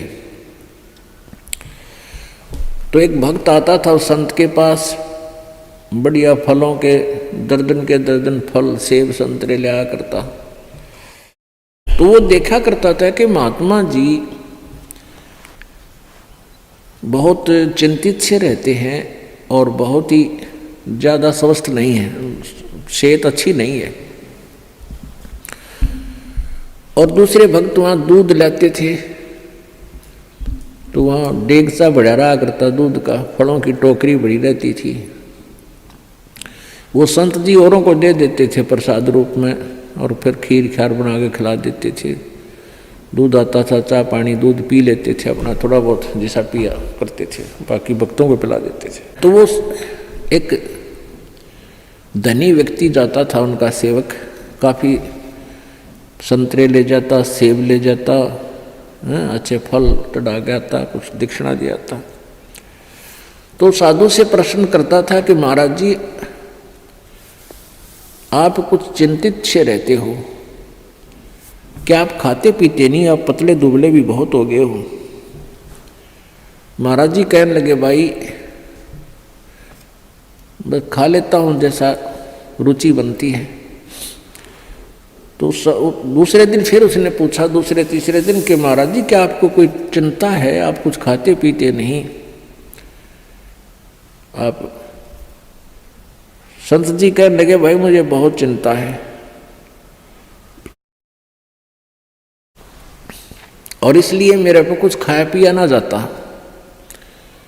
तो उसने, उस धनी व्यक्ति ने सोचा भी साधु संतों की भी क्या चिंता हो है बता, हमारे कैसे गृहस्थियों ने तो 100 चिंताएं हों, पर संतों को क्या चिंता। उसने कहा महाराज जी आपको ऐसी कौन सी चिंता सता रही है। साधु ने कहा कि भाई मुझे मौत दिखाई देती है मेरी, मैं मरूंगा, इसलिए मैं मेरे पर ज़्यादा रुचि खान पीन में नहीं, मुझे चिंता बनी रहती है कि मेरी मृत्यु होगी। तो संत कहने लगे जी कब होगी आपकी मृत्यु। अब उस भक्त ने सोचा कि अभी निकट भविष्य में ही शरीर छोड़ते होंगे 2-4 दिन में। उस समय उस संत की 40-45 साल की आयु थी। उन्होंने बताया कि भाई अभी मेरी 40 वर्ष बाद मृत्यु होगी, 40 वर्ष के बाद, और आज मेरी 45 वर्ष की आयु हो चुकी है। तो वो धनी भगत कहने लगा हे महाराज जी यह भी कोई चिंता हुई, मरना तो सब ने है, मृत्यु तो सबकी होगी, और साधु संत भी ये चिंता करें, कमाल की बात है, खा पिया करो, मौज करो, है ये तो सब ने मरना है क्या। अब वो प्रतिदिन आवे और यह बात कहे कि महाराज संत भी कदे मृत्यु तो डरा करें, ये तो सब ने मरना है, ये तो क्या बात है, खूब बड़े बड़े लक्षण डाले। अब उस संत ने सोचा यो रोज दुखी करेगा, ला इसकी फड़क निकाल दूं। उसका मित्र था राजा, संत का, और संत ने उस राजा से, मित्र नहीं उसका सेवक था, राजा से कहा कि संत ने कि वो जो धनी व्यक्ति है एक सेठ, उसको फांसी की, सूली की सजा सुना दे, फांसी की, लेकिन तोड़ना नहीं है, उसके लिए कोई समय निर्धारित कर दे, महीने 20 दिन का, और उसके लिए कोठड़ी में बंद करके उसने सारा सामान रख उसके पास, दूध भी फल भी खूब ठाठ रखा, से बढ़िया घी दूध चूरमे खिला उसने। अब राजा अपने गुरुदेव का आदेश पाते ही राजा ने वो बुला लिया और कहा भी तेरे को फांसी की सजा सुनाई जाती है, तूने किसी व्यक्ति का मर्डर कर रखा है। अब वो धनी सेठ के सोच रहा है बड़ी बुंडी बनी है, तुमने तो किसी मृत्यु का कोई हत्या करी नहीं, देख फांसी की सजा होगी, दिन रख दिया 20-25 दिन, महीना 1.5 महीना जो भी। अब वह दिन तारीख दर दी, 25 तारीख 24 10 30 तारीख, वो 30 तारीख रख दी महीने की, या 14 6 8 जैसे भी कोई रख दी। तो हम अपने उदाहरण के लिए उसको 8 रख दी जो 1 महीने बाद थी, और एक कोठड़ी में बंद कर दिया, उसके आगे फल और दूध के पूरे पात्र भरे रहे, लोटे के लोटे। जब उस फांसी के दिन में 10 दिन पहले, 20 दिन जब उसने हो लिया उसको कैद में, ये पक्का हो गया तेरी फांसी होगी। संत जी गए वहाँ, उनके कैद की कोठड़ी के अंदर से, इसके पास से घूम निकले, आगे को उसने देखा, श्रीयामा गए, गुरु जी गए, आवाज़ लगाई महाराज जी सुनियो महाराज जी। महाराज जी वापस आए, वन्य देखे थे को होगा तड़े बोल लेगा, मैंने देखते ही कौन से में है वो भगत, कहा न देखा महाराज जी ने, भाई कौन है तू। अगजी में वो फलाना सेठ से, और सेठ को भी पता था, उस धनी को भी पता था कि राजा इनकी पूरी मानता है गुरु जी की। और गुरुजी तक पहुंचा संदेशा जब बात पड़े तो उसने बता दी मैं वो सेठ हूँ फलाना राम, मैं विशंबर दास हूँ। बोला अच्छा, अरे तू बहुत कमज़ोर हो गया बेटा, क्या बात है? बिल्कुल कमज़ोर हो गया, ये फल रखे हैं, दूध रखा है, तो बहुत वीक हो गया, रहा खाता पीता को ना। ना महाराज जी कुछ नहीं खाया जाता, एक टूक भी नीचे नहीं जाता, बस धक्के तो गेरू है का दी रोटी अंदर जाती है शरीर में। क्या बात होगी? अब मेरे को फांसी की सजा सुना रखी है, कति झूठा केस है मेरे पर, गुरु जी मेरे पर दया करो, मेरी पीछा छुटवाओ। ने बोला रहा खा पी मृत्यु तो सब क्यों नहीं बेटा, खा देख दूध के गिलास भरे धीरे फल रहे, खा बेटा ठाट से, मृत्यु सब क्यों? अरे नहीं महाराज जी कति मर गया मत है, कुछ नहीं खाया जाता। जब उसने उस राजा बुलाया, भाई छोड़ दे भगत ने, ये तो निर्दोष है। तब उस संत ने बताया कि भाई लाला जी जिस प्रकार तने आठम दिखा थी ना, उन्होंने कहा मन तो आठम दिखाई दिए से, कुछ नहीं खाया जाता। तो बेटा तने जिस प्रकार ये आठम दिखा है ना, क्योंकि आपको पता लग गया निश्चित होगी आठम न तू फांसी टूटेगा, डर बिना कहाँ। तो इसी प्रकार मुझे मेरी 40 वर्ष बाद हुआ आठम मन दिखाई दे आज, इसलिए मेरा इस संसार में रुचि रही नहीं। जिस प्रकार आपकी ना घर में रुचि, ना कहीं की रुचि, ना तू खास खाने में रुचि तेरी, एक ना कोई रुचि नहीं थी, बस मरता हुआ खाऊं था और आठम के गुण गाऊं था, उस आठम पर ध्यान लगाऊं था। तो परमात्मा कहते, संत जी कहते हैं कि मैं भी भाई मन ने अपनी आठम वह 40 साल पीछे आने वाली ऐसे ही नजर आ रही जैसे आप जी को अब दिखे थी। तो पुण्यात्माओं हमारे ऊपर इतना दबाव है इन तीनों गुणों का, इस त्रिगुणमयी माया का, कि हम 10 मिनट बाद भी याद नहीं रख सकते इस मौत को, और यह रखनी चाहिए, रखनी पड़ेगी। ज़्यादा से ज़्यादा 60 वर्ष, 65 वर्ष, 70 वर्ष तक ये शरीर ठीक रह सकता है, घना स्वस्थ होगा तो। उसके बाद मान लिए चाहे 30-90 वर्ष भी उम्र होगी तो बस वह तो मौत तो ही भूंडा जीवन है, बाकी का तो। लेकिन भगवान की भक्ति आप पहले से ही कर रहे हो तो आने वाला बुढ़ापे में आपको बहुत सहयोग मिलेगा, हर तरह से पूरा सहायता देगा परमात्मा आपको। नहीं तो इस जीव के ऊपर ये बुढ़ापा सबसे बड़ा कहर होया करे। इसी प्रकार गीता जी अध्याय नंबर 7 के श्लोक नंबर 29 में बताया है कि जो उस तत्व ज्ञान के आधार से, उस तत्ब्रह्म से यानी परम अक्षर ब्रह्म से, अध्यात्म यानी सारे इस अध्यात्म ज्ञान से और सभी कर्मों से परिचित हो जाता है। आज के सत्संग में आपको इस कर्मों से परिचित कराया जा रहा है, अध्यात्म ज्ञान से परिचित कराया जा रहा है। तो वो व्यक्ति फिर जरा और मरण से छुटकारा पाने के लिए ही प्रयत्न करता है। जरा माने बुढ़ापा, मरण मीन मृत्यु। वो जरा माने बुढ़ापा यानी बुढ़ापे से और मृत्यु से छूटने के लिए ही प्रयत्न करता है, जो उस तत्व ब्रह्म से परिचित हो चुका है। क्योंकि वो तत्व ब्रह्म, परम अक्षर ब्रह्म ही हमारे को जरा और मरण से सदा के लिए छुटकारा दिला सकता है। सतलोक के अंदर जाने के बाद आपका शरीर वृद्ध नहीं होगा, आप जी की मृत्यु नहीं होगी। अब पुण्यात्माओं हमने वो ज्ञान सुना नहीं, हमने स्वर्ग भी सुना था पर देखा नहीं था। स्वर्ग सुनते थे, स्वर्ग में बड़ा सुख है, लेकिन जान की इच्छा कति नहीं थी, मृत्यु नहीं चाहवा थे। अब इस तत्व ज्ञान के आधार से आपको इतना विश्वास हो जाएगा कि आप जी यहाँ से जाने की रुचि बनाओगे, क्योंकि यहाँ इतने कष्ट हैं संसार में, इसको देख देख कर इनसे तंग आकर के आपका मन हट जाएगा। और इस तत्व ज्ञान के आधार से आपको ये भी पता चलेगा कि ये तो आज नहीं, इस जन्म में नहीं, असंख्य जन्मों में पहले भी हो लिया और आगे भी होगा, यदि सतलोक नहीं गए।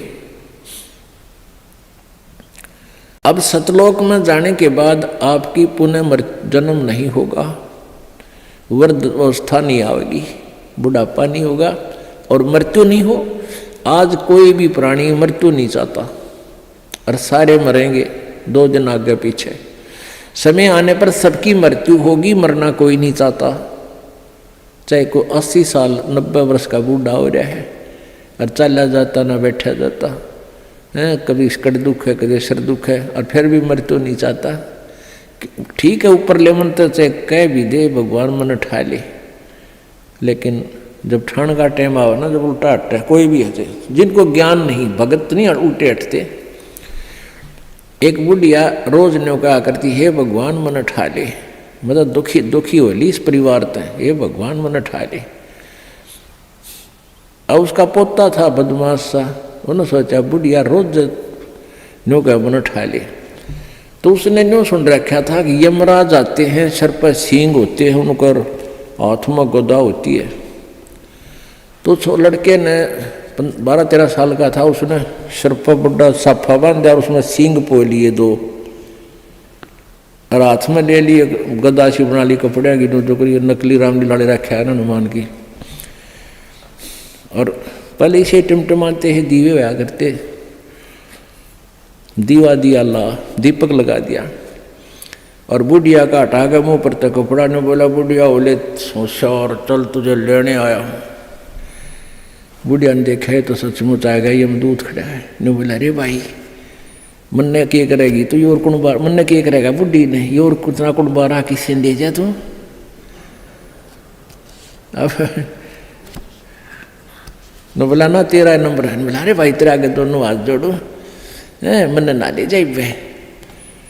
तो फिर उसने उतार दिया सारा साज बाज हटके और धर दिया। तो इन्होंने बोला दादी क्यों मगज खाया करती रोजाना, मैंने ठाले ये मरी क्यों ना तू। ने बोली रे ढेड़ तने गढ़ दूँ तू था तन डरा दी थी मैं। तो भाई बात ये है कि हम चाहे कोई भी कुछ कह रहे हमने ठाले पर ठाण का टाइम आओ जब उल्टे उल्टे हट रहे हैं। तो कहने का भाव ये है कि हम मृत्यु नहीं चाहते, मृत्यु होगी।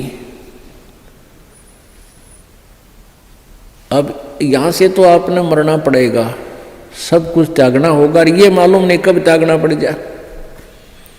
ये कोई ज़रूरी नहीं है कि हम वैसे अटकल से आगे बढ़ रहे हैं कि अभी हो सकता है 10 साल 20 साल हमारी मृत्यु ना हो।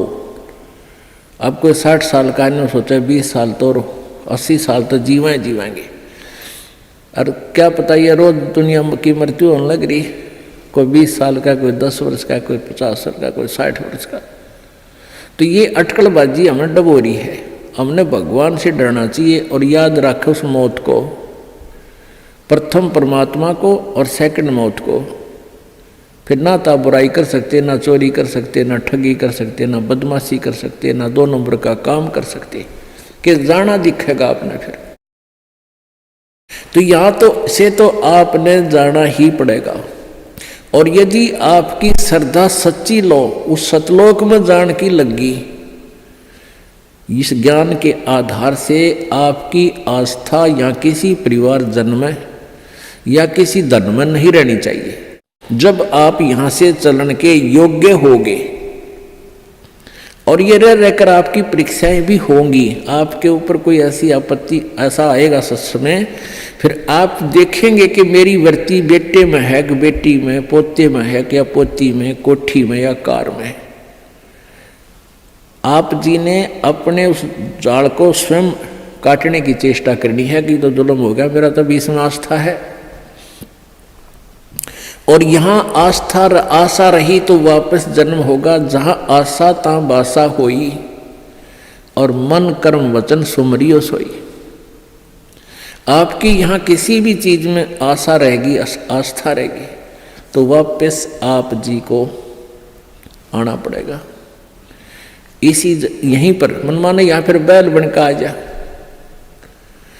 और यहाँ आशा नहीं रही तो फिर हमने आशा कब ना रहेगी, ये ज्ञान आधार बनाओगे, भक्ति घनी करोगे, दान धर्म खूब करोगे, उस भक्ति की शक्ति से भी आपके कुछ बंधन ऑटोमेटिकली कट जाएंगे। इतना दबाव बनेगा उसका, आपके मन में वो आना नहीं देगा और परमात्मा कोई ऐसी व्यवस्था आपकी बना देगा। और जो भक्ति नहीं करते तो फिर हमने यहाँ से तो जाना ही जाना है, भक्ति कर रहे हैं जो, उनके मन में ये आ जाना चाहिए कि फिर जन्म होगा तो फिर यह दुर्गति शुरू। मनुष्य जन्म भी हो गया तो मनुष्य जीवन में क्या सुख पाया अपना। आज हम 60 साल के हो गए, हमें पता है क्या मिला इस जीवन में और क्या हमारा था और क्या पराया था। तो इस ज्ञान के आधार से निर्णय हो जाएगा कि अगर फिर जन्म हो गया फिर वो प्रोसीजर, बेटा ना हुए तो दुखी हो गए तो महा दुखी, क्योंकि फिर उनके पालन में पोषण में कोई बेका देगी मृत्यु हो जाए काल तो फिर रोजाना करे काम तो रो रो का टक्कर मारेंगे, वह दुर्गति न्यारी। तो इन सब बातों को ध्यान रख के तो सच्ची श्रद्धा बना ले कि तो मरना पड़ेगा पर इसी जगह चला फिर मरना ना पड़े, यहां से तो जाना पड़ेगा। तो इसलिए ये तो अपना है ही नहीं, चाहे बेटा है चाहे बेटी है, उनमें मोह है या ना है। तो अपने परिवार में आप जी ने ऐसे रहना पड़ेगा जैसे एक गाड़ी, रेलगाड़ी का कंपार्टमेंट होता है और उसमें आप सफर कर रहे हो, जिसका जहां स्टेशन आ जाएगा ऑटोमेटिकली उतर जाएगा। किसी का 2 घंटे का है, किसी का 10 घंटे का सफर है, किसी का 24 घंटे का है वो। तो ऐसे ही आप जी इसको ऐसा समझ कर रहोगे जैसे रेस्टोरेंट होते हैं, होटल में जाकर डट गए तो वहाँ सारी सुविधाएं होते हुए भी आपको पता है कि मेरी नहीं है, उनका प्रयोग भी करना है। उनमें मेज कुर्सी पलंग टीवी वहाँ पर है, उनका पंखा कूलर एसी फ्रिज उनका प्रयोग भी करना है, लेकिन अंडरस्टूड होता है कि मेरी को ना, ये तो धनी की है। तो ऐसे ही ये सारा रेस्टोरेंट, ये होटल, ये काल का है और हमने किराए पर अपनी पूंजी जमा करा का यहाँ, तो ये कुछ समय का रहने का यहाँ पर मिला हुआ है। ये व्यवस्था बता दी, इस खेती में बना रखा, ये मजदूरी कर, ये ऐसे खा ले, ये यहाँ छोड़ रखा है। लेकिन ये अपनी नहीं, हम यहाँ होटल में कुछ दिनों के लिए सटे करे हुए। यदि ऐसी आस्था आपकी बन जाएगी तो फिर कोई पल्ला नहीं पकड़ेगा आपका, कोई बाधा नहीं बनेगी। अन्यथा जो भक्ति नहीं करते हैं उनकी कैसी वृत्ति होती है। अब जैसे कोई पिछले जन्म में भी कोई भक्त भक्ति करता था और वो पार ना होया, आप जी हो, परमात्मा चाहते हैं कि तुम सभी पार हो जाओ, बहुत अच्छी बात है, क्योंकि पार होने के लिए तो ये सारा खेल हो रहा है आपको पार करने के लिए। अब विद्यालय में बच्चे फेल भी होते हैं और पास भी अधिकतर ही होते हैं, और कुछ एक फेल भी हो जाते हैं, तो वो फेल हुए हुए गणे दुखी होया करें। तो ऐसे ही एक व्यक्ति किसी जन्म में कोई प्राणी, कोई आत्मा परमात्मा से विमुख हो गया, भक्ति ना करी, छोड़ गया, तो उनको फिर लेता है भगवान शरण में। एक किसान के घर जन्म हो गया उस पुण्यात्मा का।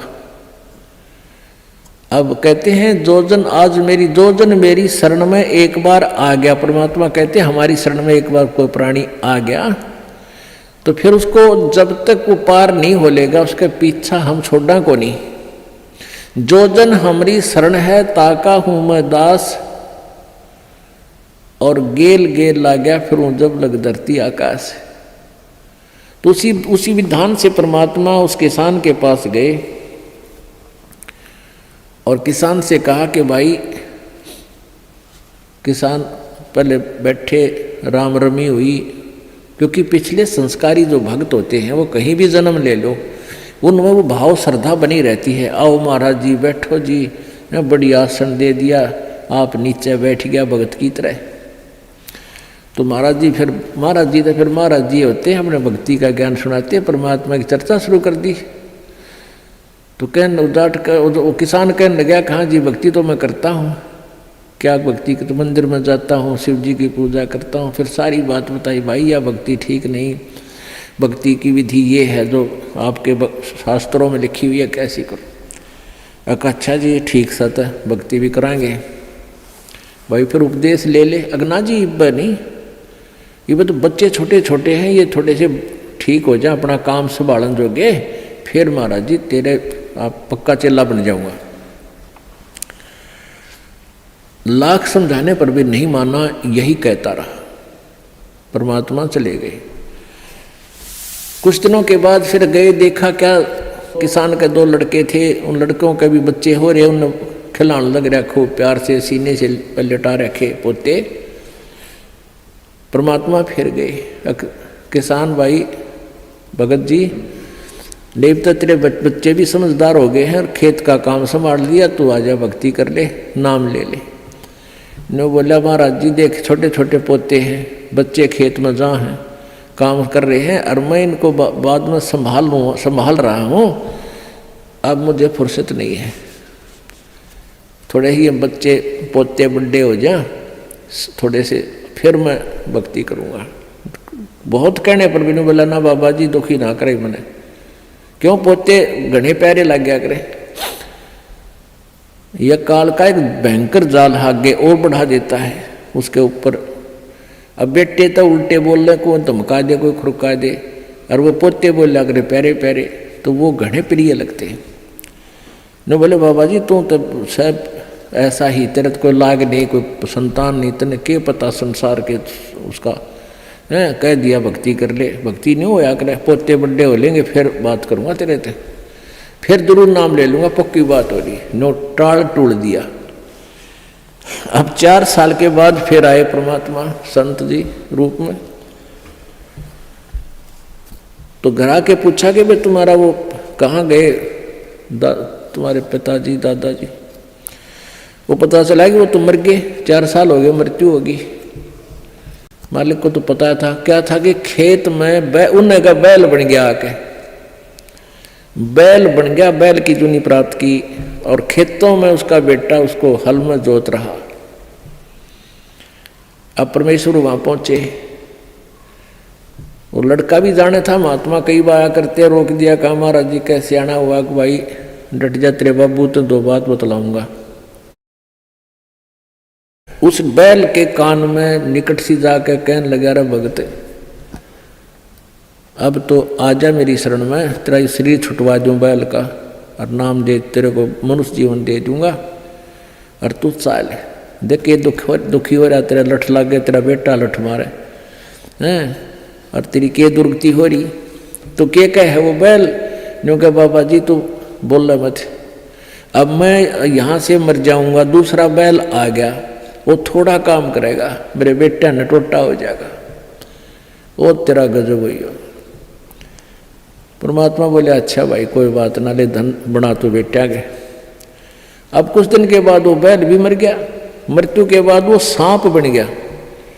अब सांप को एक याद होता है, उसने कहीं धन गाड़ रखा, पहले जमीन में दबाया करते चोरों के डर से, धन जेवर दाब दिए, पैसे चांदी के हुआ करते सिक्के, वो लको दिए, छुपा दिए। तो सर्प बनकर वो वहीं घूम रहा है। अब वो पुत्र वधुओं ने देख लिया, शोर मचाया, सांप सांप, उन बेटिया ने मारा लठ उसका, वो मोरी में गए निकल गया, पर 1-2 लाठी अच्छी लगी उसके, कंडे में हो गया बीच तक। वो सहज सहज धीरे धीरे सरक कर बोझड़ों में, झाड़ उन बोझड़ा में पड़ा। जब परमात्मा गए, कहाँ सुना भगत जी